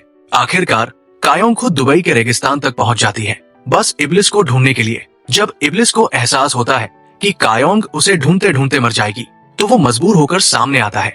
कायोंग फिर अपनी आखिरी इच्छा रखती है। वो मरना चाहती है, लेकिन इस बार हर वो एहसास महसूस करके जो उसने जिंदगी भर मिस किए, अपनी दादी का प्यार, मिंजी की दोस्ती और इंसानियत की गर्माहट। वो कहती है, ये मेरी एकमात्र स्वार्थी इच्छा है। मैं भ्रष्ट इसलिए बनी थी ताकि तुम्हें बचा सकूं। इतिहास में पहली बार महान जिन्न इब्लिस एक इंसान के सामने झुक जाता है। वो कहता है, मैं तुमसे प्यार करता हूँ कायोंग, और फिर हमेशा के लिए गायब हो जाता है। कायोंग पहली बार सच्ची भावनाएं महसूस करती है। वो रोती है, हंसती है, टूटती है, लेकिन उसके चेहरे पर संतोष है। उधर इब्लिस मिस्टर रियो के पास लौटता है अपनी सजा स्वीकार करने के लिए, मगर जब रियो बताता है कि कायोंग की उम्र अगले दिन खत्म हो जाएगी, तो इब्लिस पहली बार भगवान से प्रार्थना करता है एक इंसान की जिंदगी के लिए। अगली सुबह आयरम, वो औरत जिसने कभी खालिद को दिया था, कायोंग के पास आती है माफी मांगने। वो अपनी गलती समझ चुकी होती है। वो कायोंग की सारी भूली हुई यादें वापस कर देती है। कायोंग को सब याद आ जाता है, इब्लिस से उसकी मुलाकात, उसका असली रूप और वो गहरा प्यार जिसके लिए उसने खुद को कुर्बान कर दिया। टूटी हुई कायोंग फिर रेगिस्तान लौटती है और वही अपनी आखिरी सांस लेती है। कायोंग की मौत की खबर पूरे गांव में फैल जाती है। लोग सच्चे दिल से शोक मनाते हैं। अब उन्हें समझ आता है, वो कभी पागल नहीं थी, बस किस्मत ने उसे गलत समझा। उसके अंतिम संस्कार में मिंजी आती है। वो उसकी अस्थियों को छू कर रोती है और तभी उसके पीछे कायोंग खड़ी दिखाई देती है। अब वो एक जिन बन चुकी होती है। वो मुस्कुराकर कहती है, मैं तुम्हारी सेवक हूँ मिंजी, तुम्हारी 3 इच्छाएं पूरी कर सकती हूँ। मिंजी थोड़ा मुस्कुराती है और 3 इच्छाएं मांगती है। पहली, कायोंग हर हफ्ते उसके साथ डिनर करे। दूसरी, हर गरीब बच्चा उसके क्लिनिक में मुफ्त इलाज पा सके। कायोंग दोनों इच्छाएं तुरंत पूरी कर देती है, लेकिन तीसरी इच्छा मिंजी जानबूझकर नहीं मांगती, क्योंकि उसे पता है ऐसा करने से उनकी दोस्ती खत्म हो जाएगी और वो कायोंग को भूल जाएगी। दोनों ऐसे ही साथ रहते हैं जैसे कभी इब्लिस और कायोंग रहते थे। चेरी ब्लॉसम फेस्टिवल के दिन मिंजी कायोंग को सरप्राइज देती है, एक खूबसूरत आतिशबाजी शो। लेकिन वो नजारा देखकर कायोंग को इब्लिस याद आ जाता है और वो फूट फूट कर रो पड़ती है। अगले दिन मिंजी उसे उसी जगह ले जाती है जहाँ कायोंग की अस्थियां दबी थी और अपनी आखिरी इच्छा मांगती है, कायोंग, चाहे तुम जहाँ भी हो, जिन्न हो या आत्मा, हमेशा खुश रहो और अपने प्यार से फिर मिलो। कायोंग उसे रोकने की कोशिश करती है, लेकिन इच्छा पूरी हो जाती है। मिंजी सब भूल जाती है और कायोंग गायब हो जाती है। 1 साल बाद चेरी ब्लॉसम के मौसम में कायोंग अपनी दादी की आत्मा को फूलों के बीच मुस्कुराते देखती है। उसी वक्त टीवी पर एक खबर चलती है, 1000 साल पुरानी खूबसूरत औरत की तस्वीर मिली है और वो औरत कोई और नहीं, कायोंग है। कायोंग मुस्कुराती है, फूलों के बीच बैठी सोचती है, काश इब्लिस लौट आए। और तभी इब्लिस उसके सामने आ जाता है और उसे चूम लेता है। कायोंग की आंखों से आंसू बहते हैं। वो पूछती है, तुम लौटे कैसे? क्या ये मिंजी की इच्छा थी? इब्लिस हंसकर कहता है, मुझे भी नहीं पता, लेकिन सच्चाई ये होती है, दादी ने स्वर्ग जाने से इनकार कर दिया था जब तक भगवान कायोंग को खुश न कर दे, और उसी वजह से इब्लिस का दिया फिर से कोरिया भेजा गया। कायोंग मुस्कुराकर कहती है, अब तो मैं खुद मशहूर जिन बन गई हूँ। वो मजाक में इब्लिस को डराती है और दोनों हंसते हुए अपने घर यानी दिए में लौट जाते हैं। वो पुराने पैसे निकालती है और कहती है, ये लो, अपने बाल कटवा लो। इब्लिस हंसते हुए कहता है, नहीं, मुझे लंबे बाल चाहिए। सादे को वापस लाने के लिए दोनों अब पति पत्नी की तरह दिए के अंदर साथ रहते हैं। जब सादे जिंदा होता है, वो सबसे पहले भागकर मिस्टर रियो को काट लेता है, क्योंकि उसी ने उसे आयरम से अलग किया था। बाद में इब्लिस मिस्टर रियो से मिलने जाता है, जहाँ रियो बताता है, तुम्हें वापस लाने वाली तुम्हारी दादी की दुआएं थी। कहानी के आखिरी पल में इब्लिस और कायोंग दुबई के रेगिस्तान में नाच रहे होते हैं। ऊपर से दादी मुस्कुराती हुई उन्हें आशीर्वाद देती है कि वो हमेशा खुश रहें। और इसी के साथ ये जादुई भावनात्मक कहानी एक खूबसूरत अंत तक पहुंचती है। अगर आपको ये कहानी पसंद आई हो तो चैनल को सब्सक्राइब करना न भूलिए। धन्यवाद।